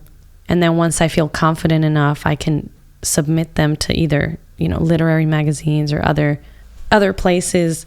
I think we all have potential within us to achieve anything we want. One of the quotes that I like the most, that I had written down on this piece of paper my friend Aranza gave me. It's this little booklet called the Year Compass, and I made all these notes. For some reason, I had written down this quote, and it says, "Whatever the mind can conceive and believe, the mind can achieve. The only limitation is that which one sets up in one's own mind." That means we are the ones that limit our own potential. I think everyone has unlimitless potential to do anything they would want to set their mind on.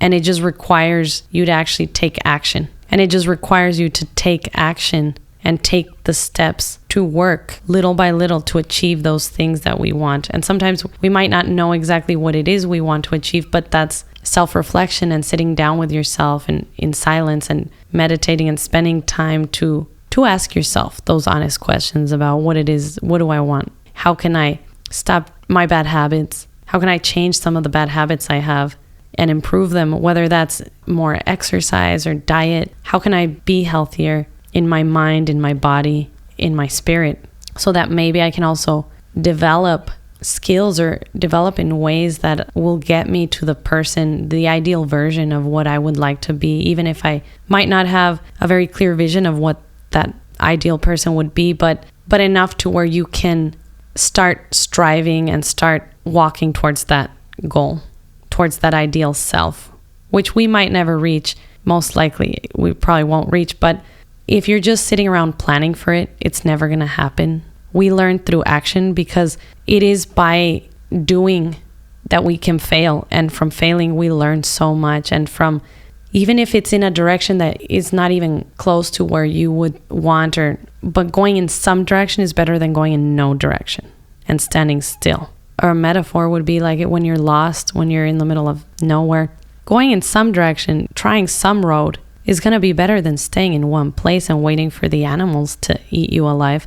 Instead of letting life rot inside us and stagnate within us, why not pay attention to that life force inside us that is constantly reminding us, pushing us in those feelings where we feel uncomfortable or feel bad about ourselves, and when we feel disgusted by something of our behavior, our actions, ourselves, that is probably life prompting us to take action, to do something differently, to change something about ourselves, to develop and to improve ourselves, and we get to create who we want to become. We get to choose what that person can be, who we want to be, and that comes from paying attention, and that comes from where and what we give our attention to. And that's why it's so important to learn how to cultivate concentration and attention, and even just becoming aware. Start noticing what it is you're thinking about. Are those thoughts helpful? Where are they coming from? Are those my own thoughts, or are they somebody else's thoughts? The content I consume, the things that I listen to, is this getting me towards that ideal self, or is it actually inhibiting me from becoming that ideal self? What do I want to give my attention to? What do I feel is important? What do I value? A lot of the time we don't ask ourselves these questions, and I think they're very, very important. And I challenge you all and myself to just continue to be aware, to pay attention to your feelings, to your thoughts, to what experiences actually make you feel good, and to move towards that. Out of what you do, what is most fulfilling, and how can you make that a bigger part of your life? And from the things that you don't like, or that make you feel miserable, or that are uncomfortable, or that are not beneficial, how can I slowly start to change those things or remove them from my life so that I can grow, so that we can all keep developing towards a higher self, towards a more developed self, towards somebody we are proud to be. And I think I will end the episode right there. I have not finished the Autotelic experience and go further deeper into that. I'm going to do a part 2. So I'll continue in the next episode, and I will see you next time. Thank you for listening.